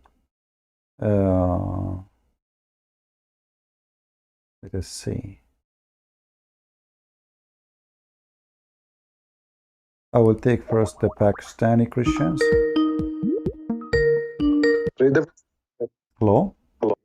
Abdul. Hello. So they use words. Can you mute you too, please? Yes, I've done that. Thank you for calling, CP. You're welcome. So you are a Christian from Pakistan? Yes, but I'm in Canada. I've been in Canada for a long time now. Why in the world you will leave the beautiful, peaceful Pakistan and you go to Canada? What's wrong with you? I don't know. It just happened. Isn't it beautiful to go in the morning and you hear the adhan and those long beard and shout, and everybody is happy in Pakistan. It's the beautiful, amazing happiness because of Islam. Have you ever heard of a Pakistani Muslim is not happy? I'm not a Muslim. I know, I'm just joking. Yeah, I know. Back in Pakistan, our home, you could hear like 9 mosques. They blast things out on the loudspeaker night or day. Yeah, in every corner there is a mosque around the house. Oh, yeah. So we could hear at least 9 different mosques. Yeah. And all the stories. I even heard a long time ago, they were doing a Friday's khutbah, and he just told the whole Christmas story, but it was Muhammad was the thing. It was hilarious. But anyways, I used the name The Old One on YouTube, so you might have seen my comments. You call it what? The Old One. The old one. Yeah. I will never use such a name. I'm the young one here. All right. Well, you stay young. All right. I wanted to thank you for all the work you do. I've been following you and listening to you pretty much every day for, I think, more than 8 years now. 8 years? Yeah. I wasn't born 8 years ago. What are you talking about? I'm very young. I just told you. Why you are mentioning years when I'm talking about I'm being young? What's wrong with people? You spoke from the cradle, CP. I know, I know, I know. Right away, when my mom she gave birth to me, they said to me, I said like, what? Everybody say wa. I was saying da'if hadith, you know. Yes. All right. Well, anything else, sister, you want to say? No, it's just about how things are getting worse. My whole family is in Pakistan. So the way things have been going there, it's just horrible. It started back in the 80s when they started going nuts. And No, this is the then, Saudi money. The Saudi money yeah, brought all terrorism to the world. You know, they start exactly, investing money, exactly. sending Yeah, the Saudi men to teach terrorism like Osama bin Laden and all the garbage. I know that. Yeah, this And is the after garbage of the that, Arab. This is the garbage of the Arab right, brought to right. Asia, to Pakistan, to all those countries. And especially after 9/11, they accelerated and it's never stopped. They've just been going downhill ever since. They are going down, don't worry, as you see. Yeah, yeah, I know. All right. And so now, I mean, like now it's this latest news about the incident, about the church burnings and the homes being burned, and Christian families are just, I think they've burned more than 450 homes and also kidnapped women and children from, sorry, young girls and women from those homes. They've taken them. And so, And they are still kidnapped until now? oh yes. I mean the kidnapping of young Christian girls like under 16 or something. It happens pretty much on a daily basis. Yeah, I know. They are filthy. They will target the weak ones. We know that. Yeah, yeah. Yeah. And so this current That's why thing that you have to guard your children. Don't let them go alone anywhere. yeah, yeah. And I mean my family is there and it's the first time like my nieces they were telling me a few months ago that now they don't feel comfortable going outside. Yeah, I understand. So yeah, but anyways, so I'll ask everybody to please pray for Pakistanis and everywhere else, like Egypt, Nigeria, where all these things are happening on a daily basis. Pray for the families because, of course, they won't get any help from any government or institution. So these are families that are just out in the fields. They have no shelter. They have nothing. They have to run out of the towns. So they're out in the fields, men, women, children. Yeah, I understand. Well, So, I hope that there's some they will be able to help literally, not by just prayer, because prayer doesn't feed people, you know, mhm, alone, you know, mhm, because yeah, people need to do some work in order to help, not just I pray for you to eat, I pray for you to be safe. So we yes. pray and we should do work, and I will be happy to support any kind of action people would do. Mhm. Uh, And it's another thing is to find the right kind of people who actually will deliver yeah, to people because yeah, trust even people because there's a scammers and right, there's people most of the they feed in those so-called occasions. charities, most of the so-called charities don't. Uh, or they give it into the hands of unfortunately corrupt people who call themselves Christians, but they are in many churches. So that's another issue. Um, the other thing is that people here in the West, I'd like to ask them to, contact their elected representatives who and just ask them, if they want to bring people or refugees or anybody, then get the Christians out from the where they are persecuted. I suggest that if I am a Pakistani person, to create an organization, you know, it's like a kind of not a company, an organization for human right for Pakistan, and that make you able to have a voice as a name, as an organization, not an individual. And then you ask people to join from everywhere, including Canada or USA, from Pakistan, and then other Christians will join and help. So when an occasion happen, something happen, you have the authority more to present an organization and population of the people of Pakistan in Canada or in America. So you can speak to official, in the same time you can receive support.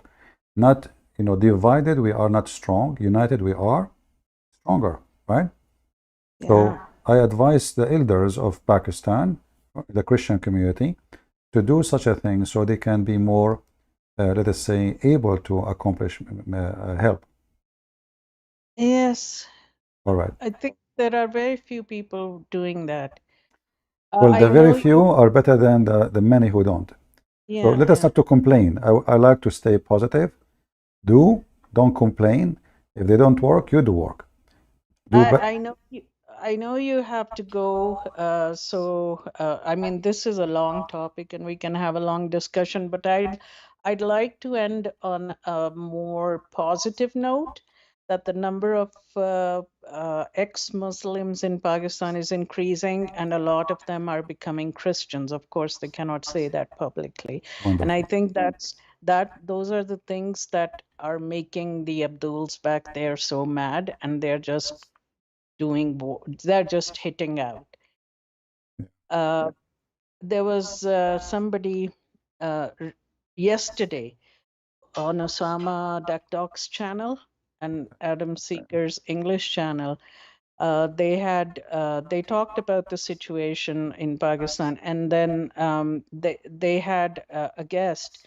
He's called ex-Muslim Hafiz Qari Muhammad, and he's a Hafiz and a Qari, and he actually came as a Dawa trainer first to Spain, and then he went to Germany. And he was planting mosques, and he was trained in how to take over the West. So part of the training and stuff was how to, get the girls and the women and have babies with them, or and so uh, he then in 2010 he met Jesus, and he became a Christian after that. And so now they are after him, and recently they started putting his posters and things, and even though his family is in Pakistan, they are Muslims. They killed his sister, beat up his dad, and shot his brothers, and now they're telling the government to get him back, because first he's an ex-Muslim, second he became a Christian, and he's doing a lot of mission work now.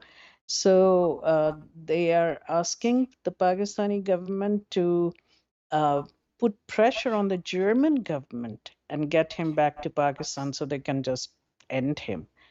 So these are things happening, but God is moving in Pakistan. I mean, and is doing a great work there. And I'd just also like to remind people that August 22nd is International Murtad Day, Apostasy Day. okay. So What yeah, what day? What day? August 22nd. Oh, okay. I think it's the third year, I think, that they're All right. just want to send my greetings to all the ex-Muslims. All And right. thank you again for taking my call, You're CP. welcome. You're welcome. Take care. I'll Yeah. Okay, thank you. God Bye. bless. Bye bye bye. All right, guys. I really apologize. I wish I can take, but it's getting really late, for me. Maybe next time we go live, we can take those who we could not take them. All right. Just remind me next time, and I will be happy to talk to you. With this, I hope today we learned something good, for us. We learned how the Muslims, they lie in order to support their cult. We learned how the Muslims, they do anything to deny their knowledge. in order to avoid a question which is embarrassment to them. Muslims are not believers. They don't. A believer, he do not need to lie to defend his belief. The one who do lie to defend his belief is somebody he don't believe. As simple as that. You understand what I'm saying? A believer, he will not lie. Like the Muslim, he says to me something about Jesus. I don't need to lie, and I will never lie to explain Jesus to him. You lie only when you are a disbeliever. And this is exactly the scenario for the Muhammadan. They don't believe. They have nothing to do with the belief.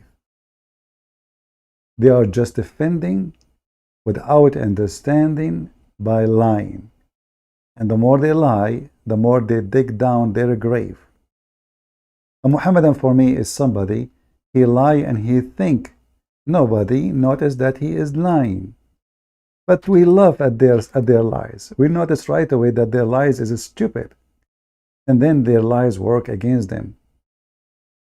Their lies never work for them. Like this Adnan Rashid from Pakistan, who he said the Quran correcting the Bible, when his stupid Quran saying the Quran confirming the Bible. So the Quran says the Quran confirming the Bible. Adnan Rashid from Pakistan says the Quran correct the Bible. And then we read the Quran, we find the stupid Muhammad claiming that Pharaoh is the name of a man, and his wife, her name is Asiya, which is absolutely fake, far talk. And Asiya have nothing, never exist. And the wife of Pharaoh is not an Arab, as Muhammad claimed. She is the daughter of Hazim, when the history says that the wife of the Pharaoh, Ramses II, she was a daughter of a king, Egyptian king. She's a royal family. She's not an Arabian. Yet Muhammad is going to have sex with her. This is why we laugh at the farting prophet, peace be upon him. When he talk, he fart. When he pray, he fart. When he go to Allah, he fart. However, Allah don't accept the prayer of Muslims due to the farting. And that make Islam more hilarious. The only religion who God don't accept your prayer to him, your prayer is not accepted at all because of your fart, is Islam. So with the farting Muhammad, I leave you in peace of Prophet, peace be upon him, Muslims. And with those who believe in the Messiah, remember, whoever believe in me and I will live. So those who got killed, those who got discriminated, those who they are insulted, they are being blessed. It's a blessing for you. It's a curse for them. It's a blessing for you, and justice will come to them sooner or later. And I say to Pakistan, I say to India, I say to any country who discriminates Christians, Christ is coming to town, and justice will be done. And when the Messiah come in his second coming, you will pay heavily. Thank you all, and see you soon again. Take care.